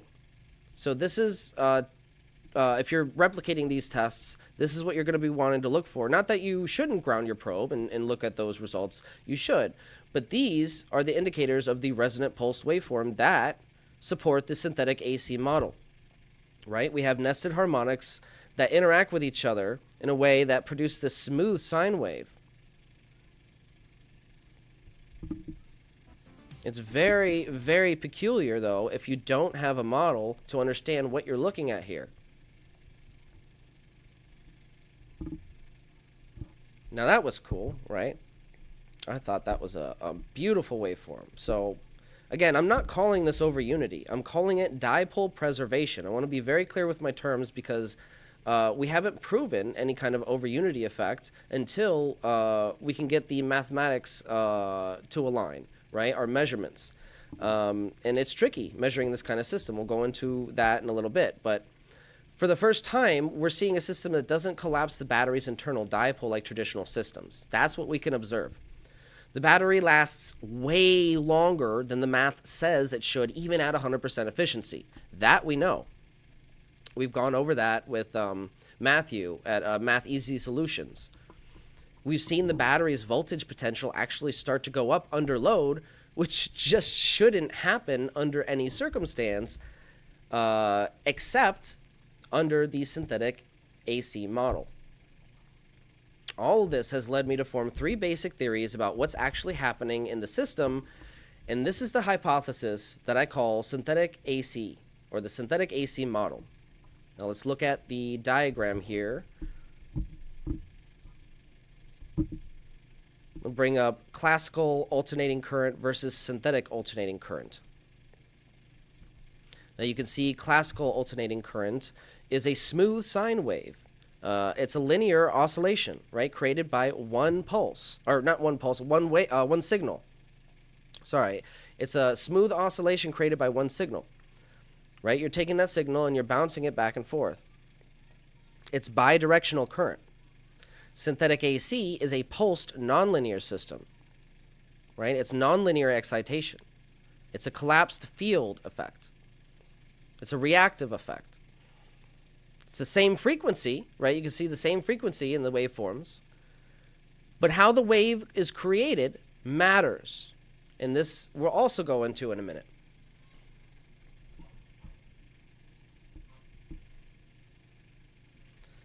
So just what is synthetic alternating current? Well, synthetic alternating current, or synthetic AC for short, is my classification for a type of alternating current that is distinct from traditional alternating current, or what I call true AC.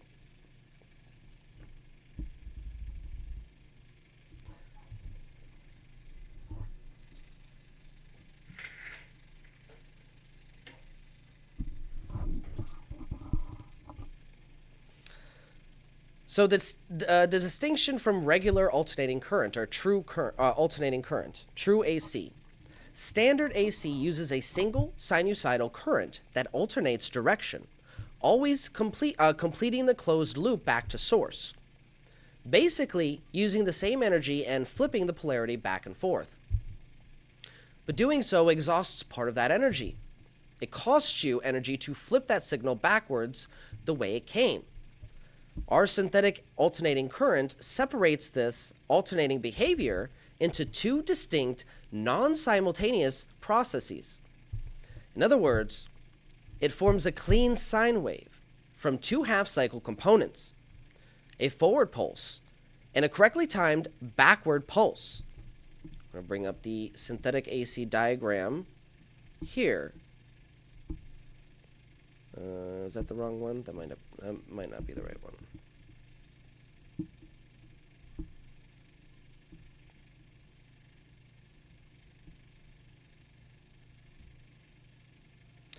It's missing the arrows. Anyways, we're going to push on. I loaded the wrong diagram without the arrows. So anyways, I'll describe it. It's a forward pulse and a correctly timed backward pulse.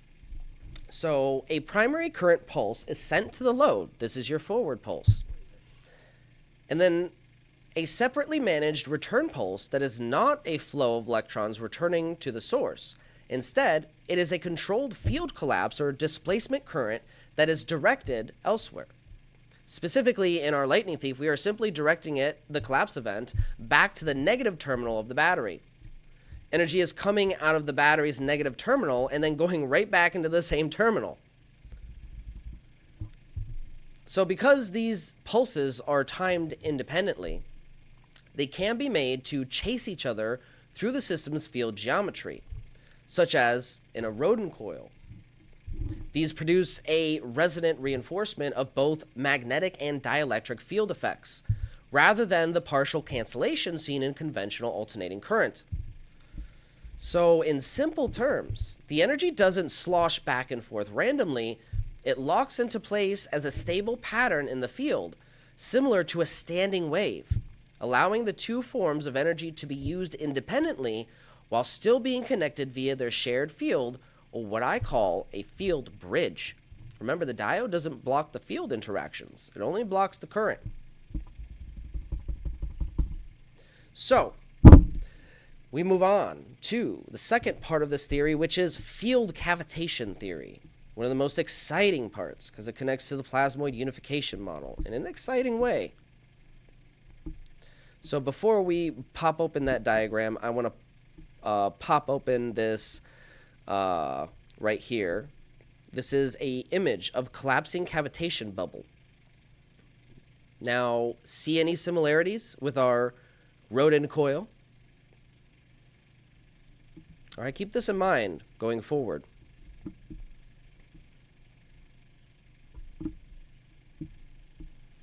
Now, field cavitation theory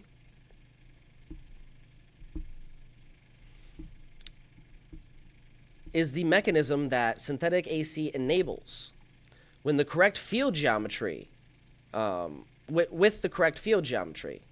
So when the chasing pulses interact with the coil's geometry, they produce this rotating or spiraling field dislocation effect. The effect resembles, if you've ever seen, propellers in the water. They produce bubble cavitation. The timed pulses generate a low pressure zone or cavitation zone within the electromagnetic field, right? So this cavity, which you see here in the diagram, this 0 point, this null area,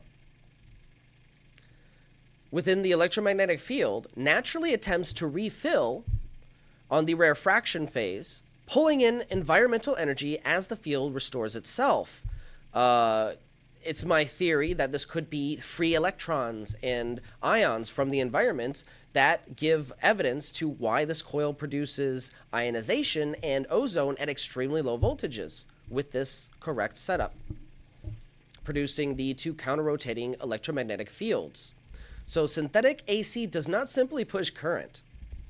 It spins a propeller that creates a cavitation bubble in the field, and that collapse of the bubble injects extra energy into the system from the surrounding medium, the aether. You have two counter-rotating electromagnetic fields placed on top of each other, so they compress and condense, forming a 0 point on the equatorial plane between the two. This 0 point or null zone is where field cavitation occurs, analogous to the bubble cavitation in fluid.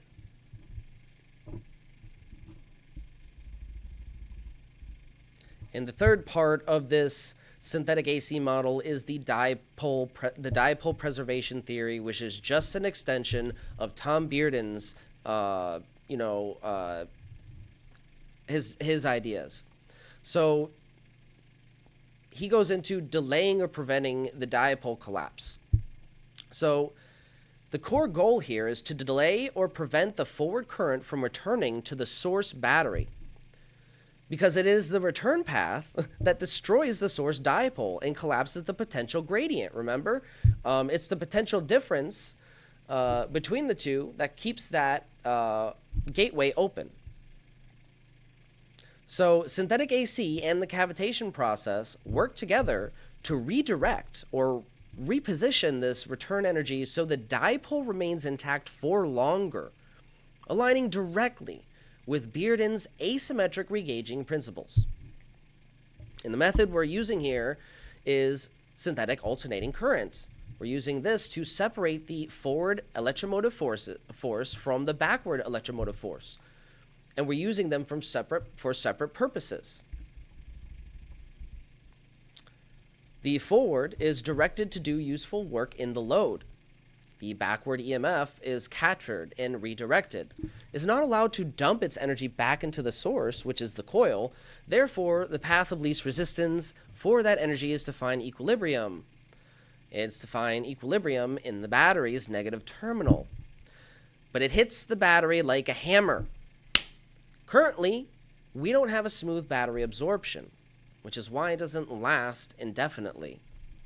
Thus, the efficiency can potentially be increased further, right? But again, I don't think we're going to get a perpetual system or self-sustaining system, because even in Tom Bearden's ideas and his theories, he says to get a system to sustain itself in the way that an electron would have perpetual motion,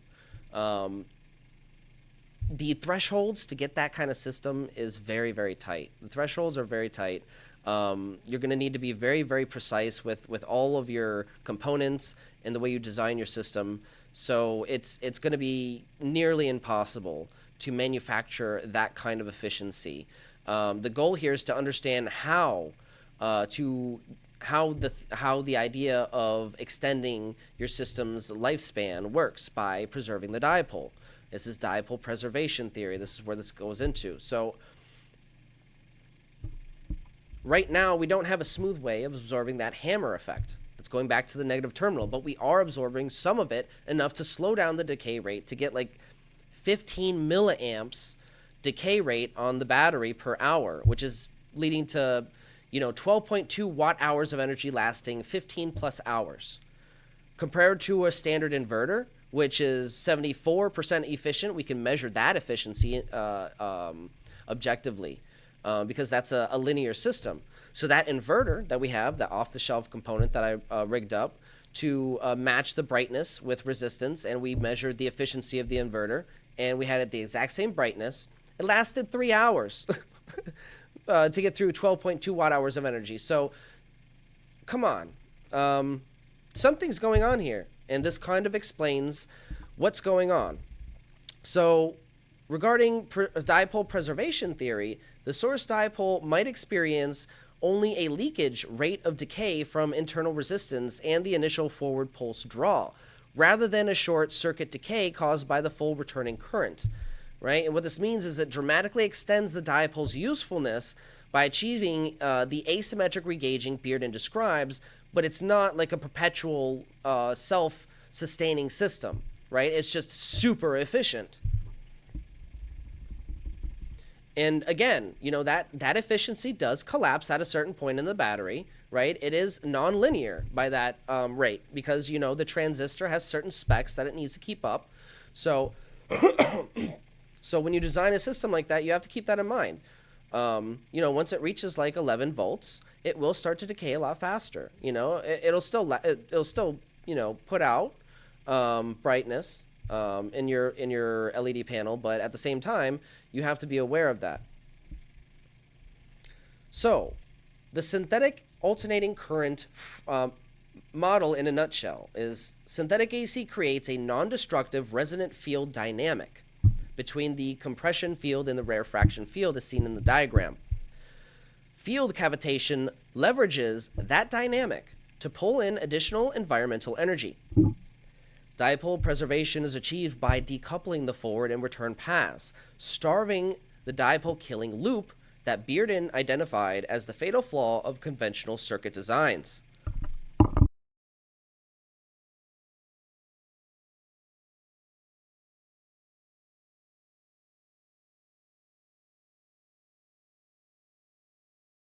All right, now we're going into the taxonomy of synthetic AC, okay? So since we have a new classification, we need to look at these things a little different, and they need new names, new designations. Going into the analogy of the origin, right? The origin of a wave determines its modality, right? What it's useful for. So let's pop open the taxonomy diagram. So most people are taught that electricity comes from two forms. Direct current, which flows one way continuously, or alternating current, which changes direction back and forth. And this works well for household power for your devices, like radios and simple circuits. But this classification quietly assumes something that is not always true, that not all alternating electrical behavior is fundamentally the same. Right? In reality, many electrical systems, especially modern nonlinear pulsed systems, do not behave like classical AC at all, even though we're still labeling them that way.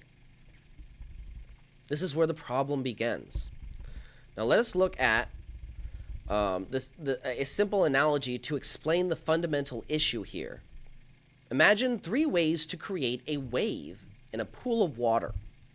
You gently rock your hand back and forth. You drop a stone fast.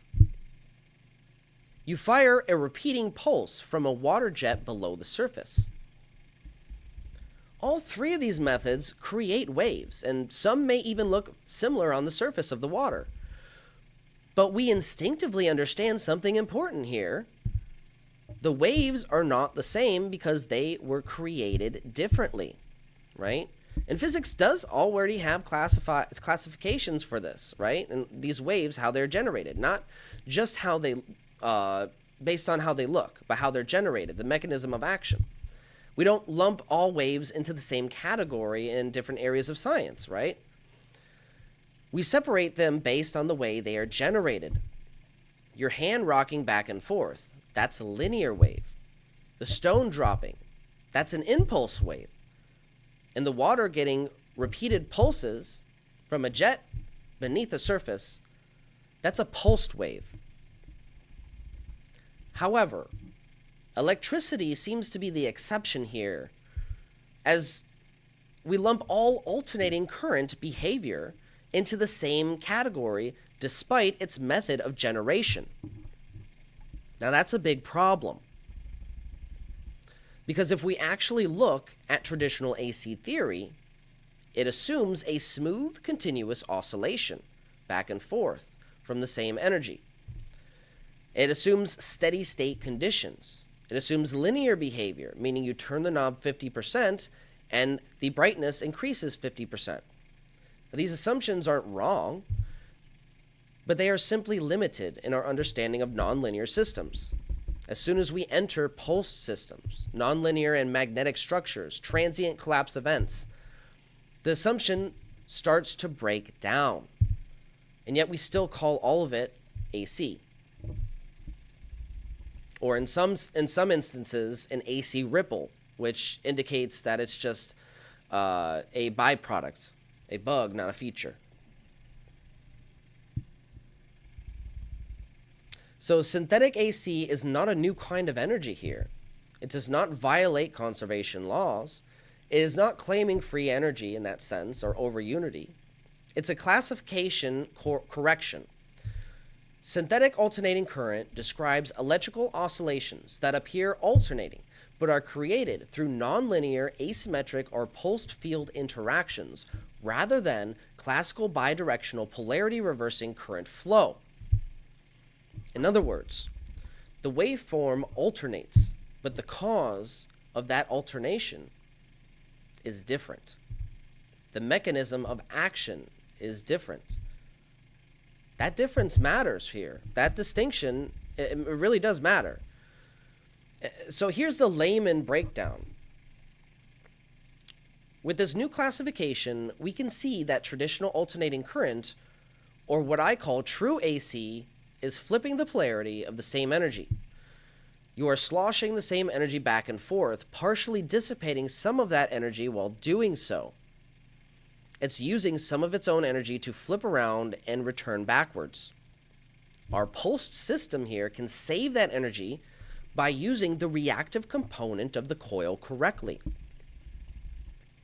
Synthetic AC is not taking the same energy and flipping it back and forth. This category, synthetic alternating current category, are the different ways of creating an alternating current formed from the interaction of two or more independent pulsed events. So in the lightning thief, for example, a pulse forward creates the field. The geometry of the coil and the circuit time the collapse to chase the forward pulse, creating a field bridge between the two electromotive forces. Now this allows the two to be utilized independently while still being connected via their field interaction. The synergy between these two pulses creates a bridge to source as the backward energy flows to the battery, while the forward dissipates into the load and has no obvious return path. So this matters. The origin of your waveform matters, because in nonlinear systems, how a wave is created becomes part of that system's state.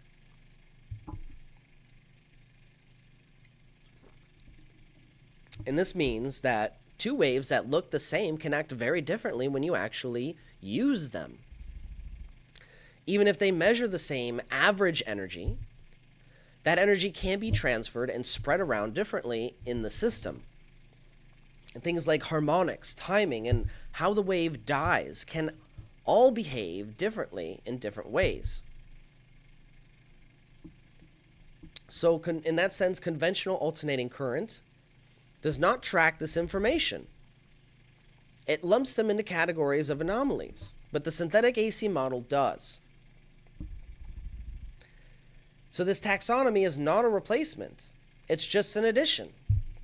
This model doesn't replace classical AC theory. Instead, it proposes a taxonomy similar to other wave sciences, right? Linear AC, classical, sinusoidal, steady state. Synthetic AC is broad category, including reactive-driven components and forward-driven systems, as you see in the diagram, right? On the left, we have reactive-driven synthesized alternating current. And there's 3 different waveforms I've classified so far of that category of synthetic AC. And on the right of this chart, or this diagram, we have forward-driven synthesized alternating current. And this includes things like the ZVS driver, pulsed, excuse me, all the soda. So ZVS driver, push-pull AC, or a PWM-based system, or a pulsed width modulation-based system. So you see, there's synthetic AC in that sense is a broad, a general umbrella term that encompasses a broad, wide variety of categories of different kinds of waveforms that you can experience, and all categorized now. Like there might be some new stuff that we haven't seen, obviously. So I know we said we were going to get to the on one of our previous podcasts. We said we were going to measure the superimposed synthetic AC waveform because we haven't measured that one yet. We made some predictions and we wanted to check that one out, but I haven't gotten around to it. I apologize. We might do that at some point this weekend, though. So, going back into the taxonomy of this new model. So these classifications do explain why nonlinear systems behave inconsistently under classical models, right? It does really solve that major issue. It helps explain why pulse systems produce unexpected harmonics, why timing, field behavior, and geometry of your coil matters more than RMS values, right? Why some systems appear inefficient or anomalous, like the Joule thief. But most importantly, this model improves predictive power in systems where conventional AC theory just becomes ambiguous or incomplete, and is just inefficient. Specifically, some of these so-called free energy devices. So the key takeaway here in that sense is synthetic AC is not a claim about more energy. It is a claim about a comprehensive understanding. Just as waves in water, sound, and plasma are classified by how they are generated, electric waves deserve the same treatment, especially in nonlinear categories. They really do. Now we go into measurement contradictions and why we see some of these contradictions with our classical ways of measuring this kind of energy. We're going to take a look at measurements of the system that support my hypothesis, specifically. This is the moment where intuition will meet instrumentation. Now, up until now, everything I've shown you regarding the lightning thief can, at this point, still be explained away conventionally as resonance tricks or impedance illusions. So I'm about to show you the most boring thing imaginable, but bear with me, because it's going to blow your mind. So I measured current with the amp clamp, right? That measures the field interaction. And this is rated for the frequency of the system, which is 1 kilohertz. And I checked everywhere. And here's where I got really unexpected results, but they match they're unexpected under conventional models, but they match when you think about them under the model of synthetic alternating current. So here's what I expected to see. Now, based on every textbook, whatever current leaves the battery should go through the load and return cleanly. Simple loop, end of story, with a little bit of loss or whatever. But that's not what was happening. Let's look at the measurements that support the synthetic AC hypothesis. Now, real quick, before we talk about the numbers, I need to explain what the measuring tool is actually seeing, because this is where people might get confused. This is where contradictions start to appear when you're trying to measure the efficiency of the system under conventional models. An amp clamp does not watch electrons moving forward or backward in your system. An amp clamp measures the energy field wrapped around the wire, the magnetic activity created when the energy moves. It doesn't care which direction that movement came from. It only knows how strong the interaction is, the synergy, the field bridge. Excuse me. So in a system where energy moves in two different ways at two different times, the clamp doesn't separate them. It adds them together and it averages them out. That turns out to matter a lot here. Because what I expected to see based on every textbook explanation was whatever energy leaves the battery travels through the load and returns to the other side with a slight loss. One clean loop. Simple. If that were true, every wire in the loop would show matching activity. That's not what happened. What I actually measured was different activity based on the position of the amp clamp on the same wire. Based on whether I held it before the junction load or after it. Very interesting. So at the battery, things looked normal, right? We had 225 milliamps worth of alternating current activity leaving the battery. 225 milliamps coming out of the battery. AC. And don't tell me that's a ripple. I don't see a ripple that fucking big. Anyways, sorry. Pardon my French. 225 milliamps of field activity coming out of the battery. 223 milliamps worth of field activity returning to the battery. So at the battery, nothing strange appeared, right? But when I measured the output rails, okay, this is where things get interesting. The positive output of the lightning thief showed only about 40 milliamps before the diode, the resonance relay. Okay, 40 milliamps before the diode on the positive rail. After the diode, that reading drops to around 33 milliamps on the same wire, right? You have the diode on the positive output rail of the lightning thief.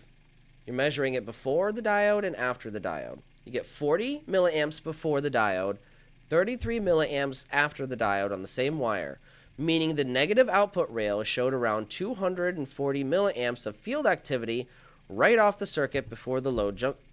Meanwhile, the negative output rail showed 240 milliamps of field activity right off the circuit before the load junction.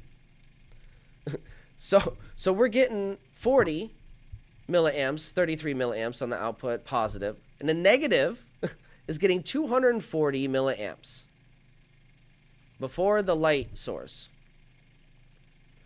That means this wire had more energetic activity around it than the battery itself was showing being output. And that gives us an observable proof that that current is going back into the negative terminal of the battery, not the light source. So this doesn't mean electrons were magically flowing the wrong way, though.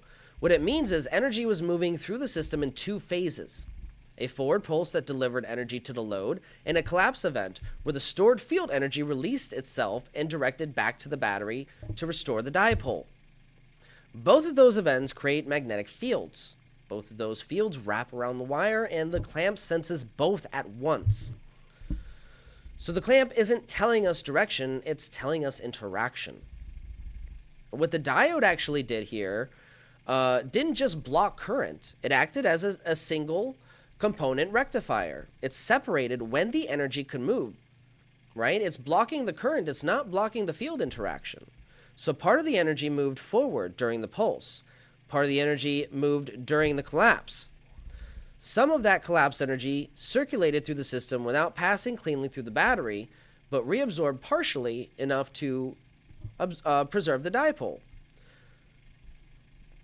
In that sense, though, the battery only saw part of what was happening. And it is my belief that we can further tune this, smooth out that return. Now, the rest exists as field motion, right? And we're getting into a return, but not a clean one. Meaning we should be able to further improve the preservation of the dipole. Actually, for our presentation tomorrow, let me reword that. Let's do some on-air, on-the-fly editing. I'm going to reword that. Sometimes when I write these out, it doesn't sound right in my head after I read it out loud.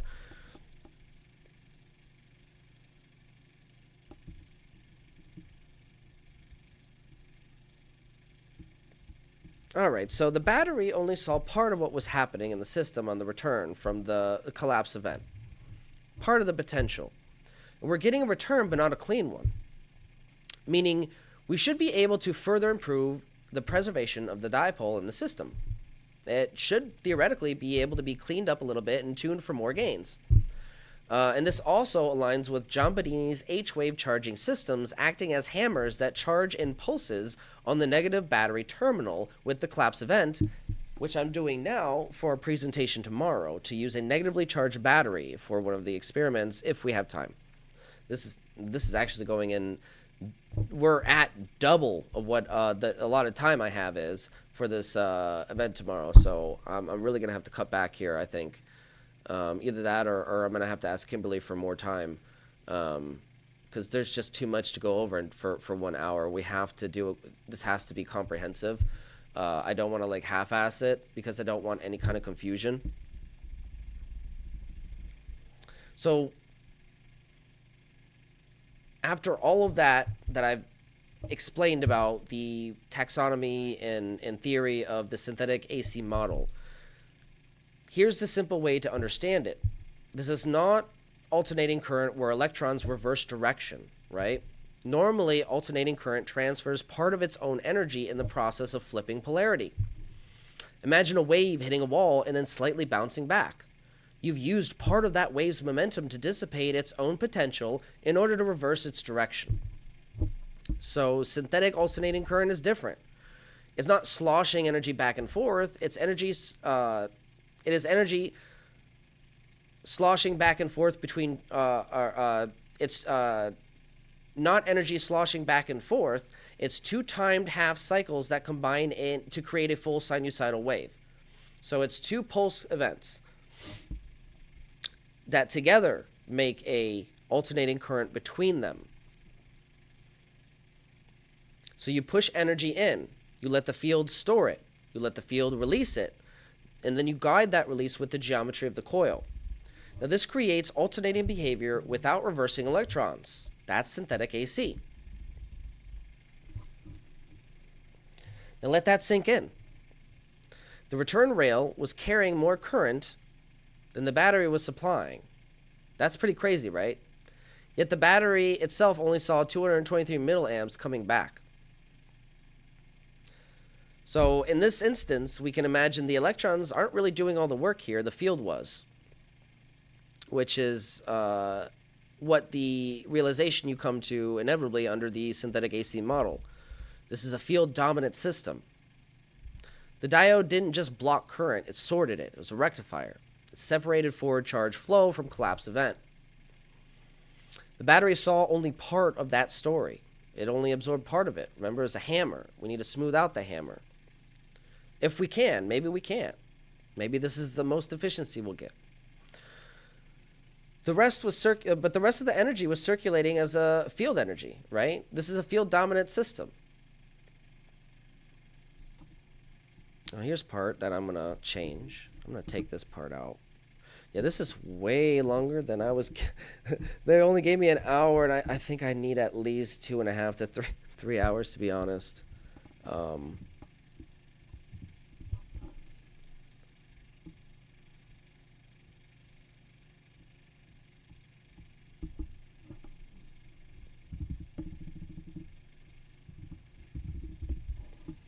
take that part out.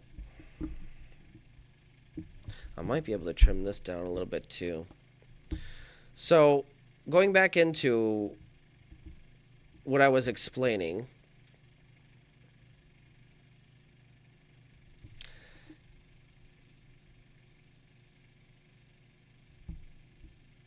the battery only saw part of the energy returning.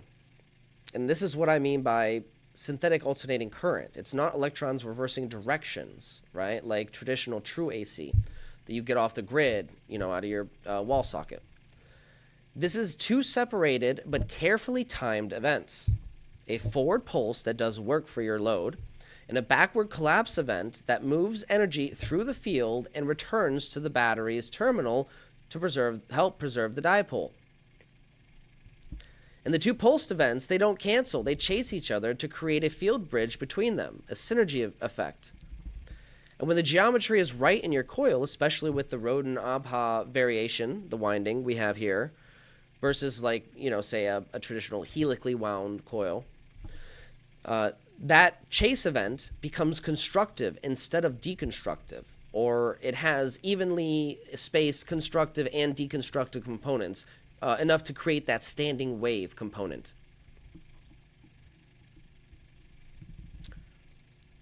So these measurements explain why the LED panel got brighter when I blocked the forward return path back to the positive terminal by placing the diode on the positive output rail before the light. It explains why power in our system looks high, but rectified energy using a full bridge gives us nothing. It explains why batteries seem to last way longer than they really should. This is no longer a weird circuit here, right? It's a new paradigm, a new way of thinking about electricity. And again, this isn't some kind of trick or AC ripple. This is not a byproduct. It's a mechanism of action. It's a field dominant system. If it was energy moving through different, it's energy moving through different pathways than the traditional textbooks usually emphasize. And again, the textbooks emphasize that charged particles move physically through the conductor and don't see the field interaction as the main character in that process. Our lightning thief system was transferring energy in a different way, a nonlinear way, a field dominant way. Same electricity, but different origin. Right, going back to what I was saying the other day, is electricity is electricity, but its modality is determined by its origin, right? Going back to the analogy that we had earlier, the different waveforms you have, the different ways the waves are created determine how useful they are and what they are useful for, if anything, or their consequences, etc. So think of a wave created in the ocean with wind as opposed to a wave created in the ocean with an earthquake, like under the water. So they're both waves. They both look similar at the surface, as we discussed earlier. But they both transfer energy, but their modality is determined by their origin. This indicates something simple but profound. How waves are created change their mechanism of action. And this should seem obvious, right? But this also changes how the energy can be used. It changes how the energy interacts with itself. It changes the model that you fit it in. In that sense, labeling all alternating current behavior as the same is the largest fallacy, in my opinion, in electrodynamics within the last 100 years. So we were going to look at Michel's diode secret. I don't even know if we're going to have time for all this tomorrow, but let's look at it because I want you guys to understand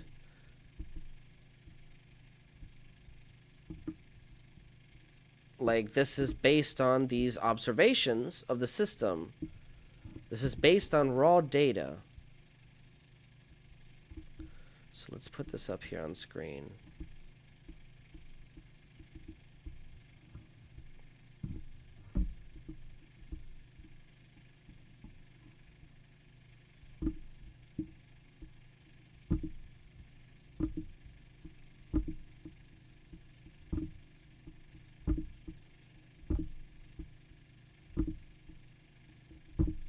Set down the phone for a second.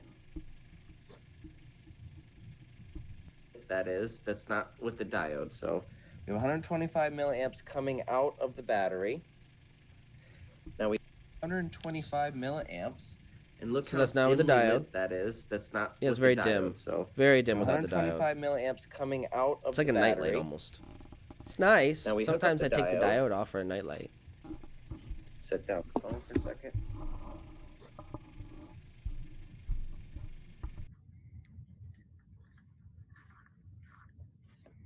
So I'm putting on the resonance relay right now, which is just the high-speed diode version of that component that we put on the output rail, the positive output, as we've shown you in the diagram earlier. You can go back in this live stream and check out the diagram. And look at that. It goes down to 40 milliamps. And it gets way brighter. Look. What? What? You... What? It goes down. And the brightness goes up. No, you would expect that the current or the field interaction or the the alternating current signal picked up by the amp clamp would be larger if it's getting brighter. But this explains it. This explains everything that we're seeing. They're no longer anomalies or tricks. It's synthetic alternating current behaving exactly as predicted in our model. We have another video, which is even a crazier video. Okay, and this is something that I haven't shown you guys in a while, but I think it's important to go over again because this is insane, absolutely insane.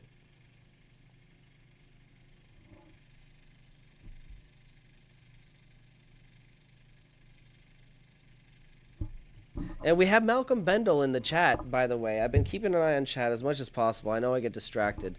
Malcolm, it's good to have you here. It's good to have you here, Steven, John Gray, all you guys. Awesome to have all the gentlemen here. This really is an honor. Nathan, how you doing? Wow, so many comments. Hey, Society of High Sciences. Oh my God, so many people here tonight. This is amazing. You guys are incredible. Absolutely incredible. Malcolm, you've been a huge inspiration to me. I just want to say, if it wasn't for Malcolm Bendel, I wouldn't have made it to where I am today. He inspired me in so many levels. And not only that, also gave me the courage and the self-esteem to move forward in my ideas and not just hide them and bury them under doubt or self-esteem issues. And I really want to applaud Malcolm in his effort to get some of this new science out into the mainstream, push it out into more ears so people can understand, take it for what it is, but understand that this is all open source and you can try it yourself. I challenge you, replicate it yourself. These are not new experiments. They've all been done before me. In some capacity or another. I'm not doing anything that radically new aside from the Wattman reduction test, which Daniel did himself. We just refined it in a way that seems to reverse the battery voltage, and we'll get into that in a little bit. That's absolutely insane. I don't think I even fully comprehend the implications of having a system on a battery where the potential of the battery increases under load. That's insane. That's like me playing on my Steam Deck and the battery going up while I'm playing Half-Life instead of going down. Like, what? What? But that's, you know, that's what we're going to show you tonight. You know, I have the videos that we did live stream. You know, we did all the live stream testing. It's all open source. It's all done in our interactive mini labs where you guys can ask questions and chat in while I'm doing the experiment. And I, to the best of my ability, do a decent maybe job addressing some of your questions while I'm doing those experiments. But I do view all of the questions and comments at a certain point. It's just while I'm doing certain things on screen, specifically with the testing, I get hyper focused, and sometimes I forget to address the chat. But that's just my obsession. So we're gonna go into the dual thief video. This is so cool. So the dual thief, looking at this experiment, the dual thief setup, it really puts things into perspective here with the synthetic AC model, and it really does kind of make sense now. And yeah, this is insane. So what? Okay. And we're gonna try this again. I don't have a secondary Lightning Thief PCB made up. Or currently fully in production right now. I have to whip one up again. So, but I have plenty of PCBs, so I'm gonna whip another one up.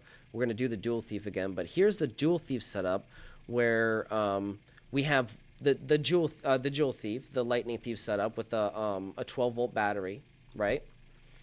But we have a secondary Lightning Thief and a secondary coil. The secondary coil, the pickup coil, is not connected to the battery, but it's being powered by being placed on top of the primary coil, which is being powered by the battery. And it's not affecting the primary load, which is insane. It's like picking up energy that's being spewed into the environment that's just being lost or something. So here's the dual thief setup. It's an amazing setup.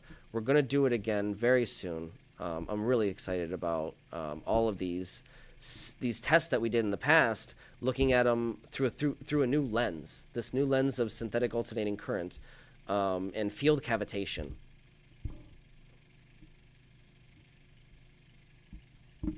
So this is, you can see this is very early on in my testing when I just got the 40-watt panel. Oh, here we go. Let me add it right here. Yeah, so you can see this is very early on in my testing when I just got the 40-watt panel. Lightning Thief. All right. So we have the Lightning Thief running this 32-watt LED panel. It's actually a 40-watt. I was mistaken. Off of this 12-volt battery. Let's take a look at the voltage drain. It's been running for about 30 minutes. And it started at 12.34. Might have been 12.35. We're going to keep an eye on this, see what the rate of drainage is, the rate of energy consumption. You can see, let's disconnect this real quick. So the Lightning Thief works. It's inducing this wirelessly, so it works. Here's something really cool. Both dual thieves are hooked up. We call this the dual thief setup. Once I unplug one of them though, watch this. Check out the brightness. It goes back to being crap. Look at. So I want you guys to let that sink in.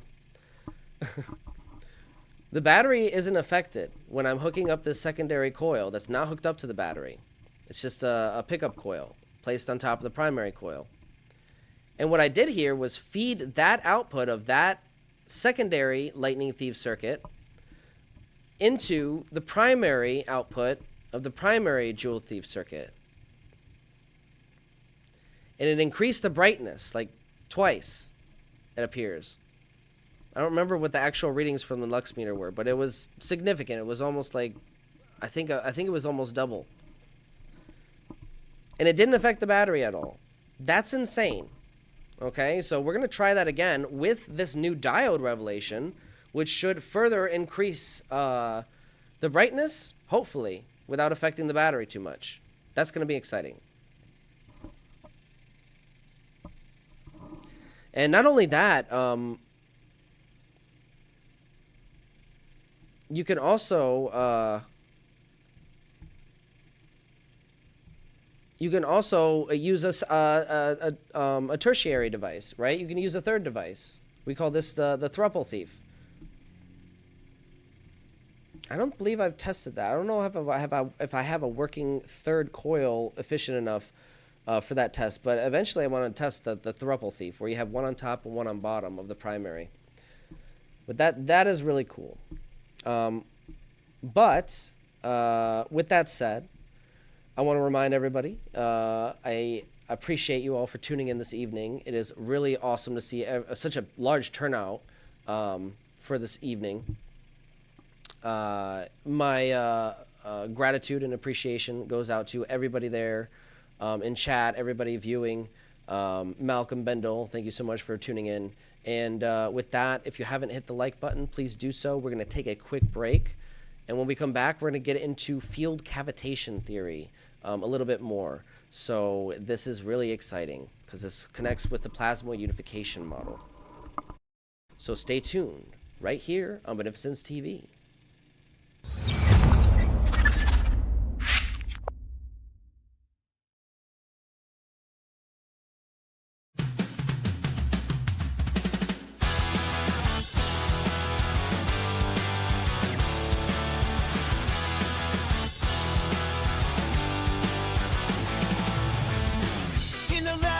Working night and day, mystic gadgets in magnetic ballet, circles of power aligning destiny's way. Running those rings, they defy gravity. Critics working out, they don't bother heat. In his domain, guilt sets the world free. Lord of the rings, pretty strong. Proving the currents if they wrong. Electromagnetic symphony, terror only crash destiny.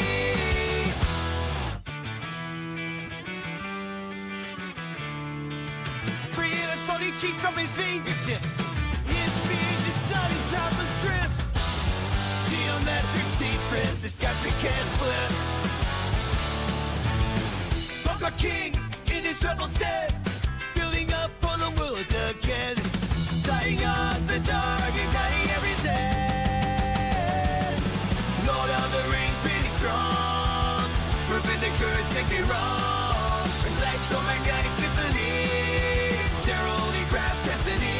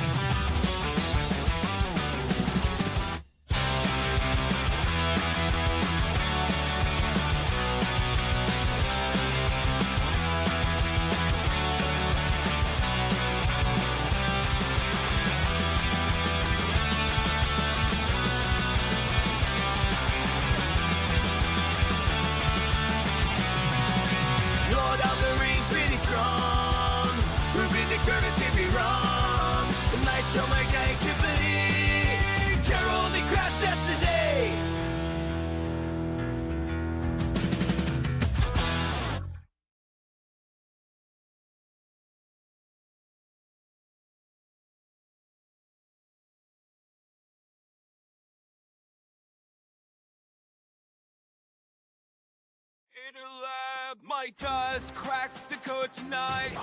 Oh yeah, that's true. Wires and circuits that shine in neon lights. Oh yeah, seen you creating power from the air. These smiles and delights.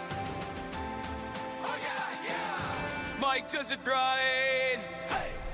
Mike does all Mike is the one. Teaching us knowledge, blinding the sun. Trumpeting his legacy alive is his. Mike does knows we're his biggest friends. Down in the basement, secrets start to glow. Oh yeah. With Nathan, Drew, Lou, and the show. Oh, brilliant team. Mike gave my paradise.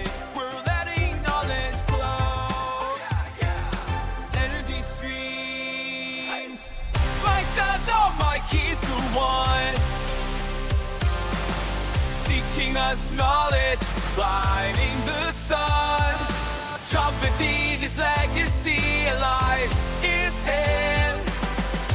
Mike does knows we're his biggest fans.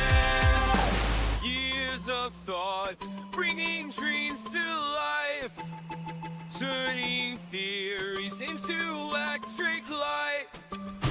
Mike and us, a journey to ignite. Oh yeah. We've reached new heights. Hey. Mike does, oh Mike is the one, teaching us knowledge, blinding the sun, trumpeting his legacy alive is his. Mike does knows we're his biggest fans.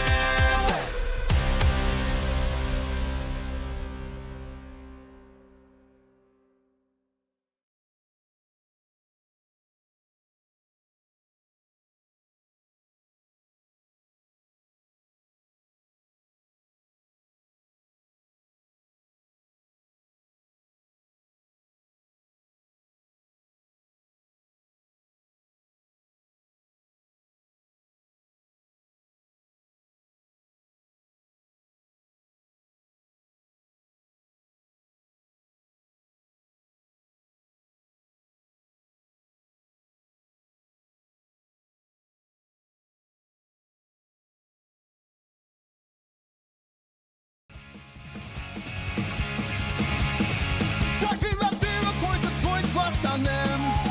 Kevin stretches coming from the same old Sam. They laugh like I'm crazy, but I see it all so clear. Exploited labor under injustice, burning ears.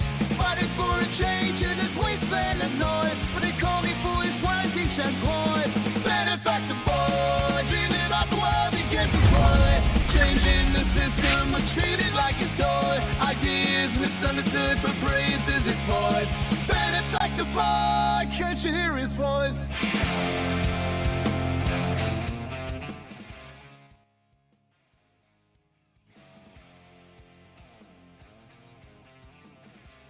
Alright, welcome, and welcome back to BeneficenceTV Live. We're going over my Beneficent Universe presentation that I'll be doing tomorrow. Appreciate you guys for tuning in this evening. Hanging out with me while we try to explain some of these crazy things that happened with the rodent coil. Now, it's interesting, Malcolm did contact me during this broadcast, and he gave me Marco Rodin's contact information, so I will be attempting to contact Marco Rodin once I put together like a comprehensive package of information for him regarding these, I wouldn't consider them new discoveries, but I specifically am interested what he thinks about the synthetic alternating current model in its regards to vortex-based mathematics and his ideas with the rodent coil. So that's going to be interesting. I'm going to contact Marco Rodin and send him all this information, including the dipole preservation system that we've seen here that I'm going to show you in a I don't know if it's a few minutes or maybe like 30 minutes or so. Whenever we get to it, we'll get to it, but I will show you the most amazing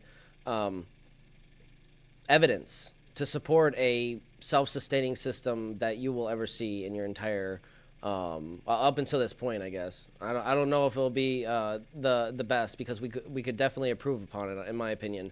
I kind of misspoke on that front, but my point is, you're going to see the most remarkable evidence to date of a self-sustaining system, meaning a system that can theoretically run indefinitely until the parts wear out. Not perpetual motion, but self-sustaining.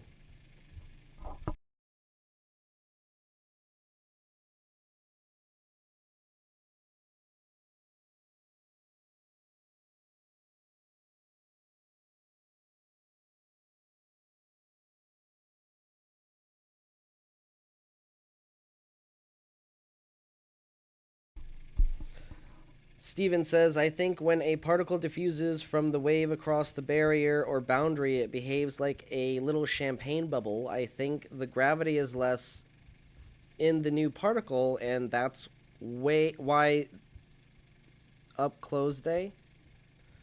I think he misspelled that. Interesting. But the essence of what he says, they look like little champagne bubbles.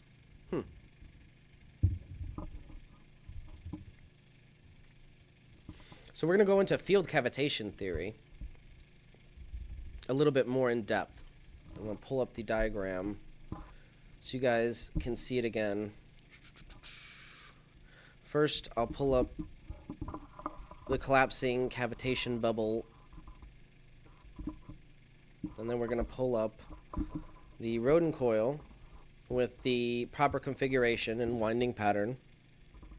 Right, we need the two counter-rotating fields out of the same energy. So that means we need not just two channels separated with one single bundle of wire going around the coil frame, but we also need an interference pattern, a cross-wind pattern. So that's why you see this hitch pattern. These 90-degree angle intersections.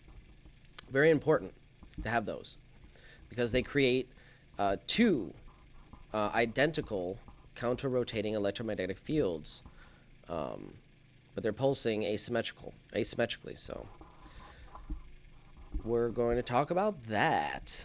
So field cavitation acts as the bridge between the abstract patterns of vortex-based mathematics and the physical energy we see in these coils and coil systems.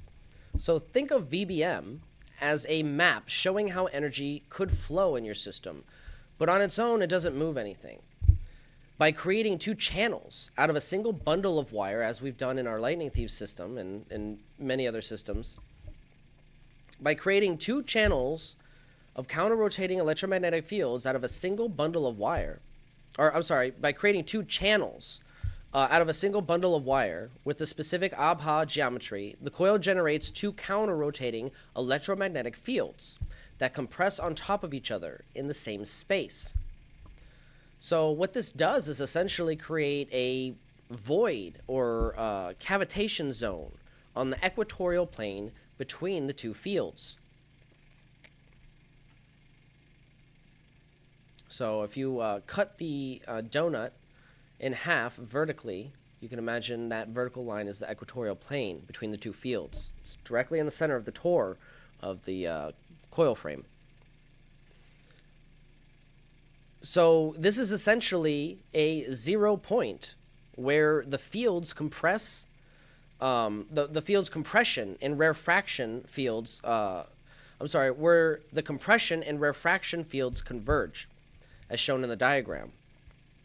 The coil's primary wind intersects with an interference or cross-wind pattern, creating this opposing field out of the same energy. The field geometry exactly represents the geometry of bubble cavitation in fluid, producing a dense, high-energy region that could manifest as stable plasmoid structures, though this is still theoretical within our system. The behavior, the mechanism of action, the observations that we're seeing, they all align up with the possibility of plasmoid or plasmoid-like structures being formed in the center of the tore of the system to some point in that null zone, the cavitation zone. But that is yet to be proven. That is just a theory. And there are ways to test that, but I digress. The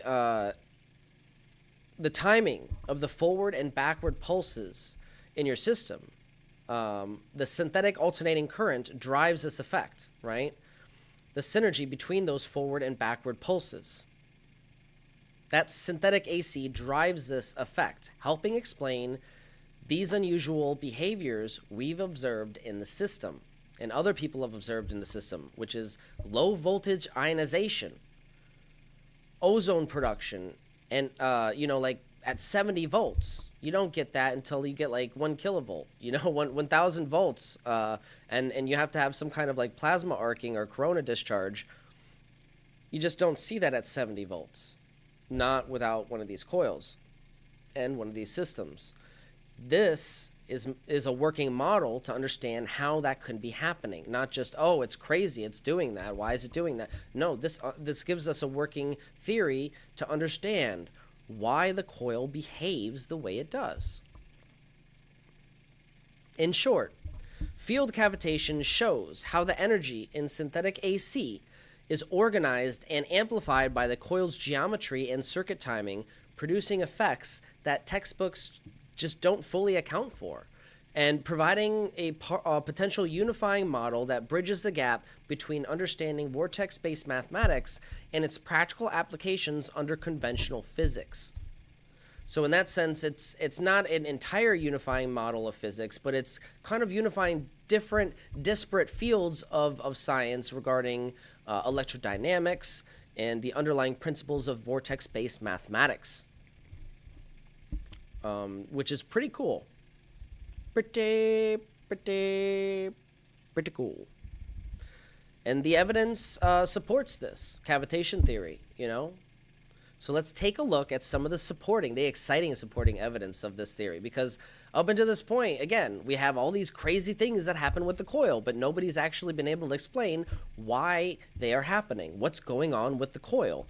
Why is it doing all these crazy things that just can't be explained under the conventional models? Specifically, the monopole test, right? We get a pseudo monopole, right? We're pinching the other pole or something. This explains it, why we get a magnetic monopole in our system.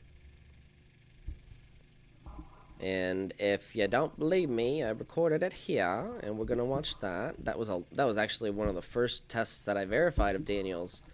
When I got that, because, you know, that's incredible.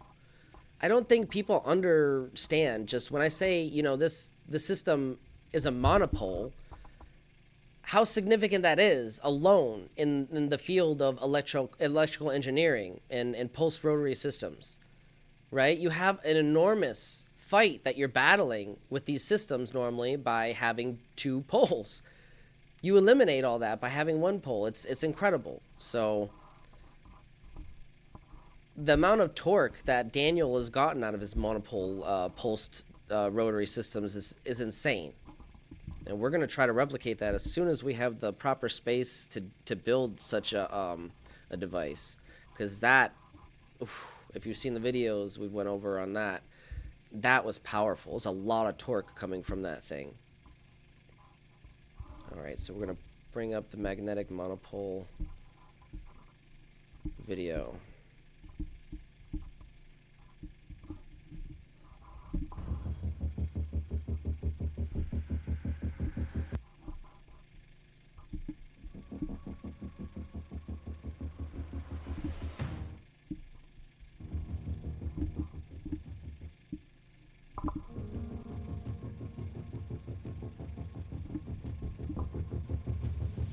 Turning on the frequency and the stereo amp.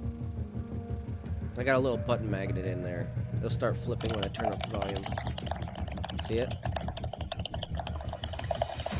Now I got a magnetic pole detector.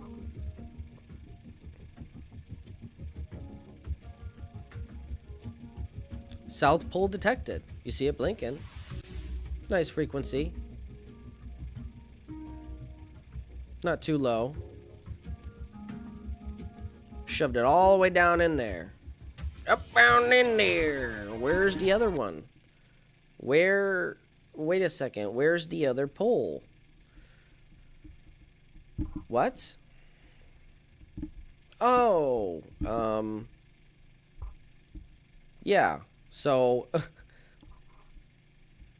is my belief that that other pole is being pinched, right? You have the inflow being pinched, and you just have a bunch of outflow.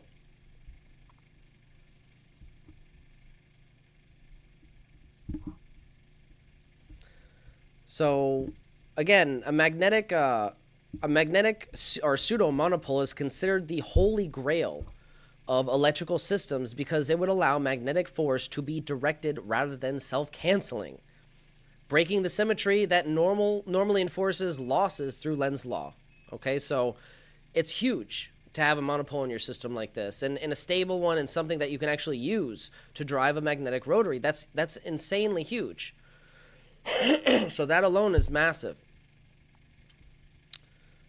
In practical terms, a controllable monopole-like field would enable magnetic rotary generators and motors to produce continuous torque without the equal and opposite drag that limits efficiency today, unlocking fundamentally new classes of high-efficiency or self-sustaining electromagnetic systems. And again, when you refer to my guide on how to detect this magnetic monopole, it's quite easy if you follow the do-it-yourself guide I provide in my videos in the description of each video. You'll see that you have to hold down your detector for quite a while just to be sure, because sometimes if you have especially if you have a really low frequency, it'll sit there and it'll be like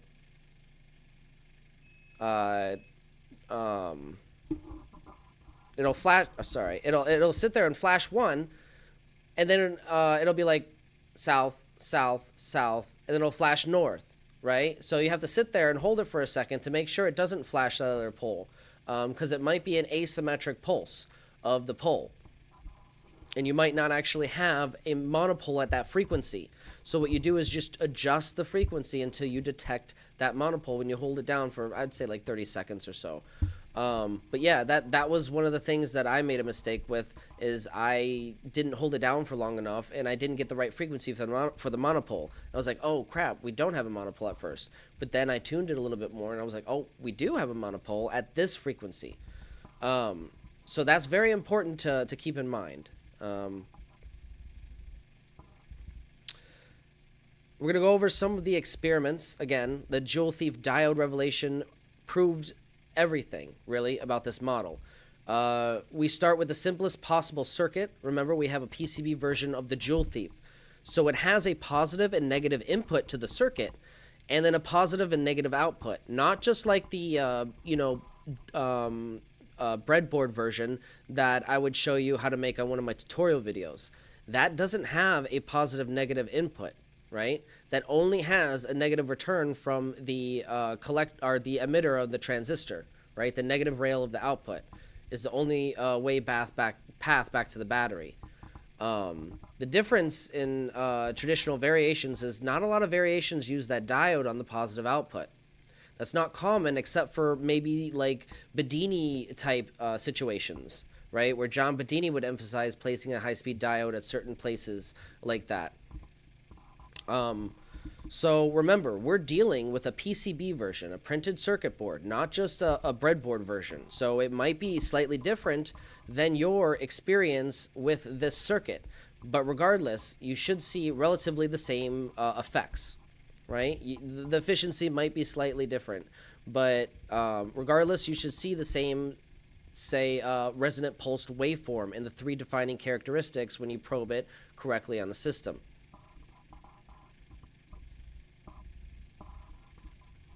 So with the system, with the PCB version of the Lightning Thief, with the negative input attached to the negative input rail attached, the LED, the light, behaves normally, right? But when you detach that and just have the negative return clipped off from the negative output back to the battery, that's when you see a drastic decrease in the consumption of the battery. The voltage decay rate goes down significantly. Again, the synthetic alternating current model explains why this happens. You're redirecting the back EMF back towards that negative terminal of the battery, and you're, albeit slamming it like a hammer, some of that is being absorbed back into the battery, slightly preserving the dipole, increasing efficiency beyond what conventional models would expect. That means the LED panel can stay powered for over 15 hours off of 12.2 watt-hours of energy, while a standard 74% efficient inverter at the same brightness will use that same energy within 3 hours. It just drains through it. And this system actively demonstrates back EMF taking the path of least impedance back to the negative terminal of the battery. It shows a single diode on the positive output in the system divides forward flow from backward flow, acting as a single component rectifier. as noted as the when we picked up the we have a high-speed oscilloscope, very, very expensive oscilloscope. We grounded the probe this time on the output, and we got 10 positive volts going to the load and negative 168 volts going to the battery negative terminal. It explains everything. The diode is acting as a separator for that current. It's a single component rectifier. You don't want a full bridge rectifier because it destroys the synergistic effect between the forward and backward field pulses. So this system maintains function without a conventional return path for the positive energy, as we went over earlier in our diagrams, right? I kind of laid it out for you, this obvious, like, what the F moment. It has no obvious route back to the positive terminal of the with that diode in the way, right? With that diode in the way, it's blocking the collector. It's not going to go through the emitter. So the system still works due to field interaction and the synergy between the forward and back EMF, right? And we could maybe be getting some leakage of electron flow through the diode. Maybe that's how it's completing the circuit and starting up. Or maybe when you turn on the circuit, and even when you have a circuit that doesn't have a complete closed loop, you're still wiggling those electrons a little bit when you turn on the power and you're applying voltage to your system. So in that sense, maybe that initial impulse or voltage wiggle is enough because the coil is sensitive, very sensitive, and it acts like a capacitor, just soaks up that energy and stores it. Maybe the coil is sensitive enough to use that wiggle to start the circuit and create that field bridge that maintains the circuit connection and completes the circuit path back to the battery. Who knows? There's a couple of different theories. Maybe I'm wrong on both of them. But that is the working idea here. We're redirecting the forward and backward path, but they're still connected via that field bridge because the diode only blocks current. It doesn't block field interactions. Now, this is where your professor is going to start to sweat. This is the entry-level paradox that opens the door to the rest of the synthetic AC model, which we lead into the magnetic synchronicity or dipole preservation experiment, which is the real showstopper here. And we're going to play the video now, finally. It's my favorite video of the night. It really is a treat. We're going to probably play this again and again. If we go on to League of Extraordinary Inventors tonight, I'm sure we'll get some presentation time. We'll go over it again then. I just want everybody to see this. I want as many people to see this as possible. It is so, so vitally important that people are aware that this is happening in the system. It's not hard to replicate. It's all open source. Please do it yourself and see for yourself. This is insane. Absolutely insane what we have here. The Wattman reduction test, right? This is where the engineers are going to start to admit something is up here.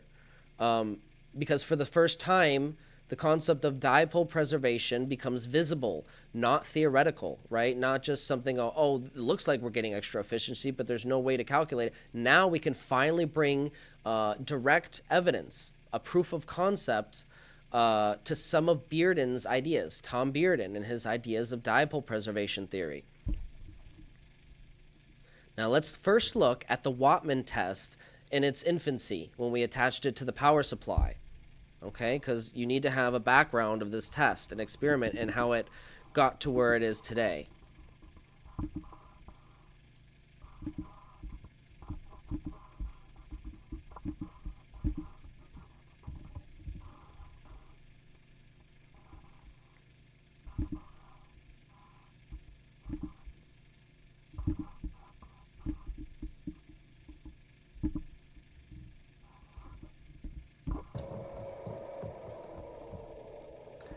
Alright everybody, here's something really cool. We have the stereo method hooked up right now. Okay, 10 volts from our power supply at 140 milliamps, okay? We're gonna spin this little neodymium magnet and we're gonna monitor the wattage, okay? Oh, it's not gonna show it. Oh, you gotta show it. There we go. Okay. So, 7.3 because we don't have it on.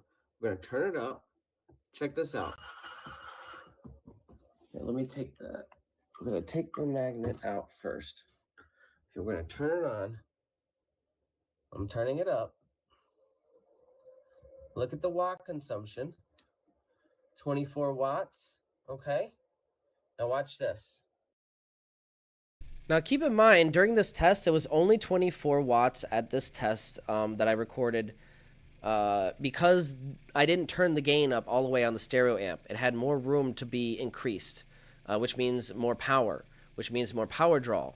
So we got it up to like 55 watts draw when you turn it all the way up on a live stream that we replicated this test again. We ran it multiple times. That's a little more context. We're going to put the neodymium magnet in there, spin it up, increase the frequency.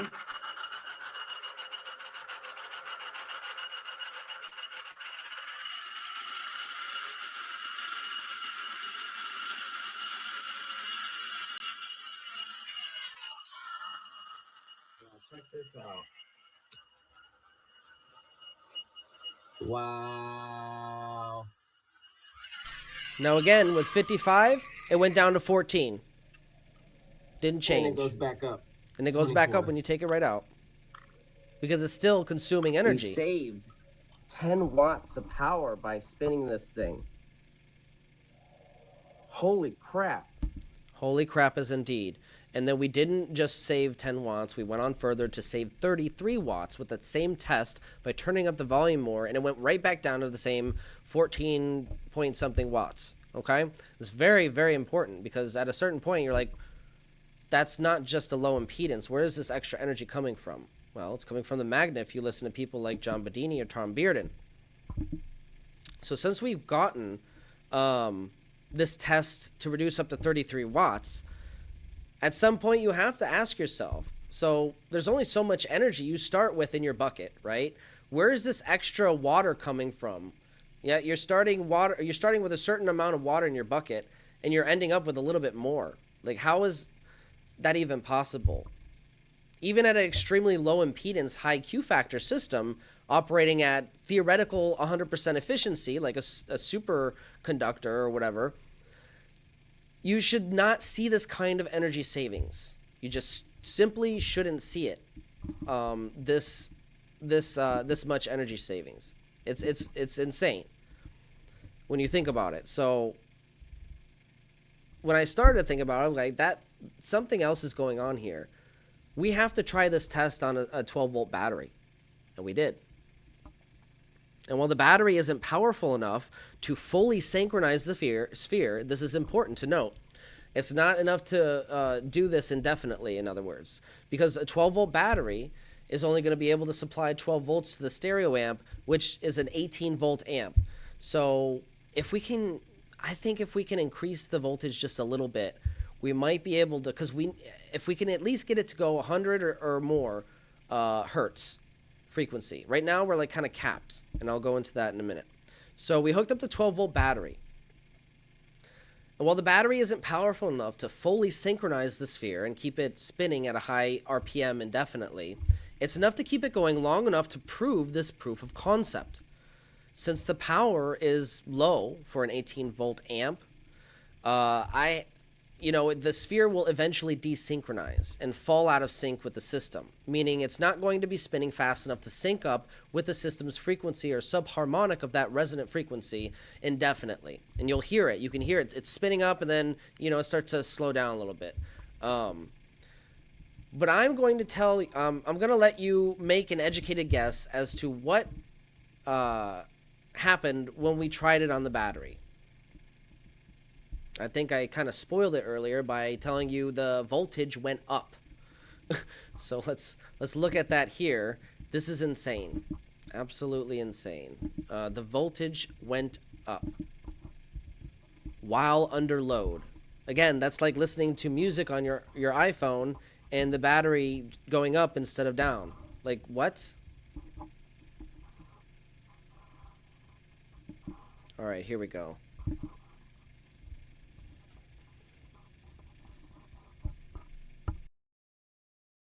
For some reason, I think I have accidentally disabled the sound while I was doing this.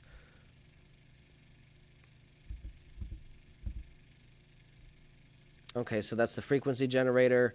Starting voltage, 12.96 without the system on. We're going to start at a low frequency and slowly tune our way up, and then kind of at a brisk and steady pace reach 70 to 75 hertz. That's what I'm doing here. The neodymium sphere is in the center.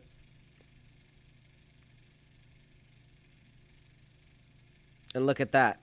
12.85, 12.86. It's going up. 12.865, 12.866. It's going up. That shouldn't happen. Like, what? What? That is so effing cool. And it's going to continue to go up until that sphere eventually desynchronizes, because it's not preserving the dipole fast enough to to run it indefinitely off of that extra energy. It's giving a little bit of a bump, but not enough to prevent desynchronization of the sphere. I think with a little bit more voltage, though, and getting it to a higher RPM, like around 100 or so, 120 maybe, closer to the subharmonic of the resonance, I think we can really push this system here and get it to do some really extraordinary things. Is it still going up? Eventually it starts to desynchronize, and I'm going to try to run this test again tomorrow if we have time, because you need to hear the sphere as it's desynchronizing. See, it's going down. And then when you pull the magnet out, which is really cool, it goes down to like 12.75 volts. And that's, and then it starts to decay really fast. And I'm like, okay, so yeah, this is definitely the magnet increasing the efficiency by far. It's the magnet is what's doing it, and specifically the magnet spinning at that specific RPM, subharmonic of the resonant frequency of the system, which we measured in the Lightning Thief at around 1 kilohertz, but it might be different for the stereo amp and the true AC method. Again, this is a different method, but it might be the same. Might be around that 1 kilohertz resonant frequency just because of the size of the coil. That would make sense too. So we're dealing with a different waveform though. The Lightning Thief we discovered and we went over earlier was the resonant pulsed waveform. This is different. This is the superimposed synthetic waveform. Yeah, you see we took the sphere out and it went down to 172 and it just starts to degrade real fast. Look how fast it's going down compared to how fast it was going down before. Even with the sphere in there desynchronized, it was still spinning, providing a little bit of, bump. This is very interesting.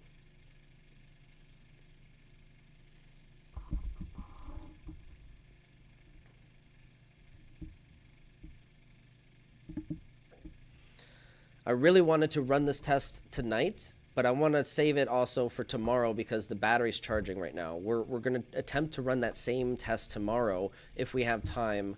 And if not, I'll just live stream it on the channel at some point tomorrow night. Regardless, we're going to go over it because I have a negatively charged battery. That's a battery that's being negatively charged with the Bedini motor. And I believe that could maybe give us an extra boost for preserving that dipole a little bit further.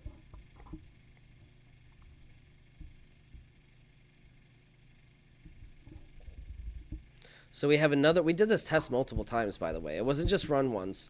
The original test I actually couldn't find. Sometimes I delete the live stream. I get self-conscious of something I said, or I'm like, oh, I said that wrong, or I get embarrassed or something. I make a mistake. Sometimes I'll just delete it and be like, okay, let me start over. That was not right, or that theory doesn't make sense, or whatever the case may be. Sometimes I do delete, live streams. So I think that's what happened with this original one, because I thought I shut it down because I thought I smelled ozone. It might not have been ozone, but it was spinning for quite a while. We had it spinning for like at least 5 to 6 minutes, going up in voltage.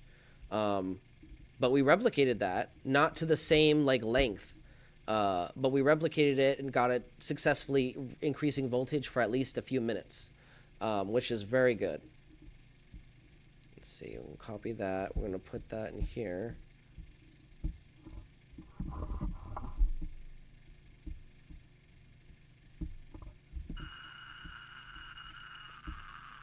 All right, here's the test again. And this, it really sucks that sometimes, like, I don't mind doing everything myself, but it really sucks not having an extra hand in this case, because I really needed to hold that sphere down into the tour a little bit more for it to synchronize more. It's going up now, baby. Come on, baby. And unfortunately, you know, like, that leaves only so many hands left to give you a clean shot of the voltage. So I'm kind of like bent over here, full moon. And this, unfortunately, didn't show. And, see, it didn't show. Like, if I had somebody there to help me, just push that light button, that wouldn't have happened. And I can't see the screen, so I can't see it. If somebody else was there, that would have really helped. So I like, this is getting to the point where I really need like an external lab, and I really need funding. I need a team, because this is insane what we're doing here. Increasing the battery voltage under load, like that's huge. This is insane. Damn, it just desynchronized. But yeah, let me rewind it so you can hear it in this one. You can hear it desynchronize. So listen to it spin up, and I'm reading the meter off to you at least, so that helps a little bit. You can hear me reading it off, and it's increasing. It's increasing. You can hear it. Listen for the RPM of the sphere, right? Listen to the noise that it's making when it's, you know, increasing voltage, and then when it desynchronizes, you know, or starts to, you can start to hear it kind of get a little wobbly, almost a little shaky. Just listen.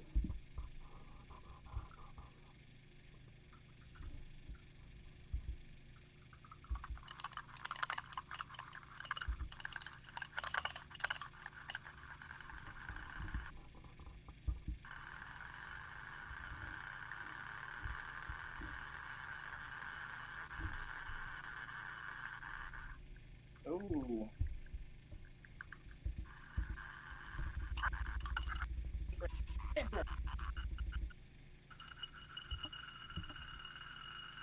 All right, I'm tuning it, spinning it up now. Listen.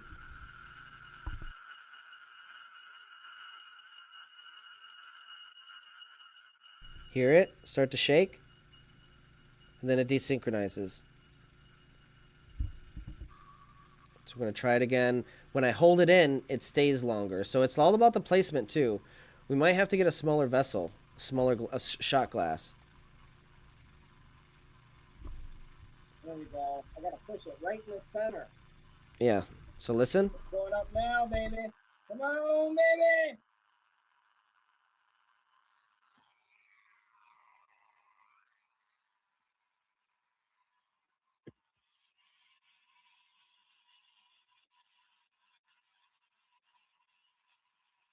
Yeah, 77. Damn, it just desynchronized.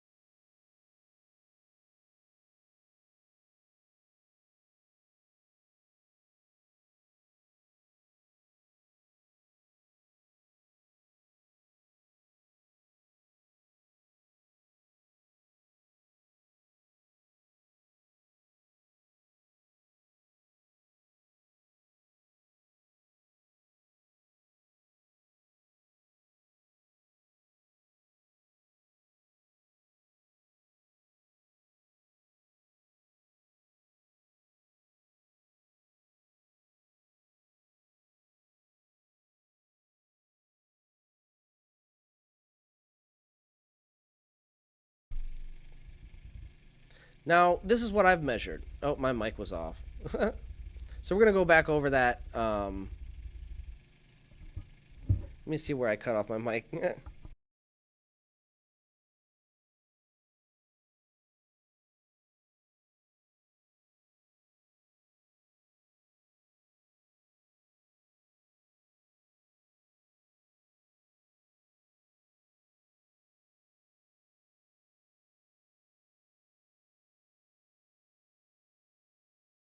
Alright, so we're going to rewind a little bit. My mic was off. This mic is not the mic that I had before. I like the mic that I had before. This one is nice, but the button is a little sticky. So my apologies. So we're going to go back over this section. The grand unification, right? The most exciting part of this presentation is the realization that we might finally have a theoretical model to unify all of these anomalies within electrodynamics. A model that forms a coherent framework that we can use to not only understand nonlinear devices, but design them, tune them, and improve upon them by allowing us to make accurate predictions within our systems. So the synthetic AC model, in that sense, gives us that framework.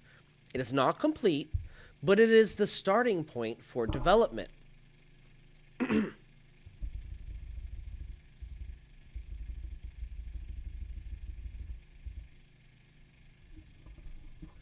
Real quick here, I have the superimposed diagram for that stereo amp method that I'd like to show you that might help make sense.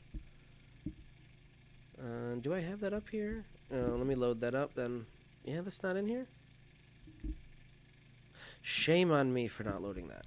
Give me 1 second.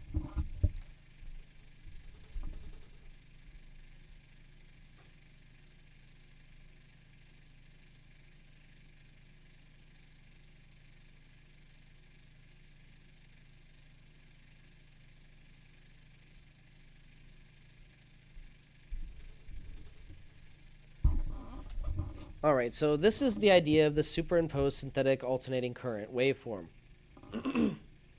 You have a true AC sine wave pumping into the coil, spinning the neodymium sphere, creating the back EMF, which is a smooth sine wave on the normal scale, but I assume when you zoom in, and this is just a theory, could be wrong, I assume when you zoom in, you're going to see these micro bumps, these maybe even nested harmonics, some kind of chaos to imply that you're having some kind of impulse event occurring, some kind of sharp transient event. But that's the idea behind superimposed synthetic AC. This is not an accurate depiction of what the waveform looks like. It's what it could look like. It's more for visual facilitation more than accuracy in the waveform. We will capture that at some point, but we haven't done that yet. All right, so let's close that for now.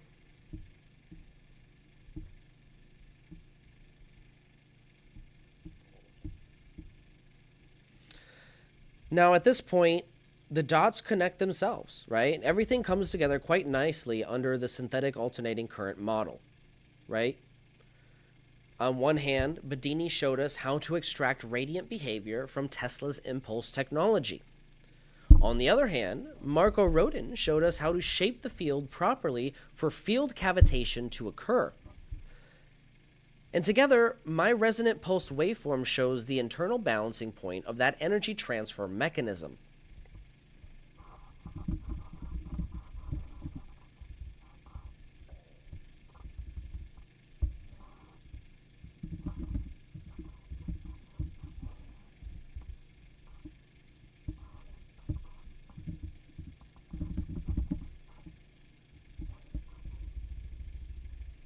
So the high-speed diode in our Lightning Thief system showed us how to separate the forward and backward energy properly in a nonlinear system. The experiments we've done here clearly show dipole preserving behavior.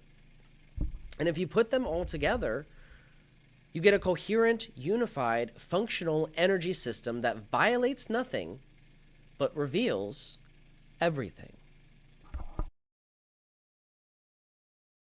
So this is not magic. It's not mysticism. It's simply physics that we never finished. Anomalies and hiccups in the system we pushed aside, lumped into and miscategorized, lumped into other categories. So this is what I've measured, right? This is the model I'm using to make sense of those observations and data. This is what fits, this model fits my data. I mean, I could be wrong, but the anomalies are real. They're there. And I'm here to inspire you so we can figure it out together. Now, this work isn't about throwing out physics. It's about expanding what we already know to be true. And I'm not trying to confuse you with esoteric nonsense or word salad, or, meant to gatekeep knowledge behind, engineering constructs. My research is primarily about open sourcing discoveries, translating that complex science for normal people, and empowering a new generation of free-thinking engineers. We're building on the shoulders of giants here without repeating their mistakes, or trying to at least. And yes, unlocking zero-point energy in a way that everybody can understand, not just somebody with a degree. So because, there's one thing I've learned on this journey. One thing that I hold to be true more than anything. And that is this. The universe is not hiding its secrets. We just stopped looking for them. And I'm sorry, we have. We've become very close-minded to some of the possibilities that exist in our universe in reality. But I'm here to start looking again. You can find all the videos found in my presentation on my website and YouTube channel, along with my comprehensive do-it-yourself guide available for everyone in the description of all my videos. Everything I do here is open source for everyone to benefit from. Science should not be hidden. No gatekeeping here on this channel, just progress and fun. So long story short, we were able to independently verify most of the claims of the inventor Daniel Nunez, and we now have a working model to understand some of these nonlinear energy systems. So don't forget, for those who are inspired by my work and would like to see me at the next event for an in-person demonstration, please consider donating to my Patreon and Cash app.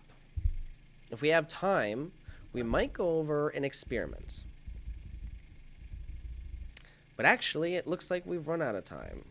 We're at 5:39. Yeah. Yeah, I don't think we have time tonight. But tomorrow night, if we don't get to it on the Meeting of the Masterminds conference, in my presentation, we will go over it at some point that night or the next following night. And Malcolm has displayed interest in returning for a new episode of the Bendel Report on Sunday, so stay tuned for Sunday.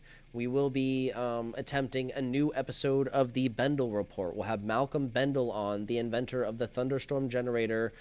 He's been on multiple times. We have these long sessions where we just sit down and we go over some of his theories and ideas and explain them to people to get them inspired and to help them understand, to facilitate that learning process. We have the inventor and the developer of the model himself, the plasmoid unification model. So what better source of information than the inventor himself? And what a blessing it is to have him, dedicate his time, his precious time to the Bendel Report and trying to disseminate some of that important information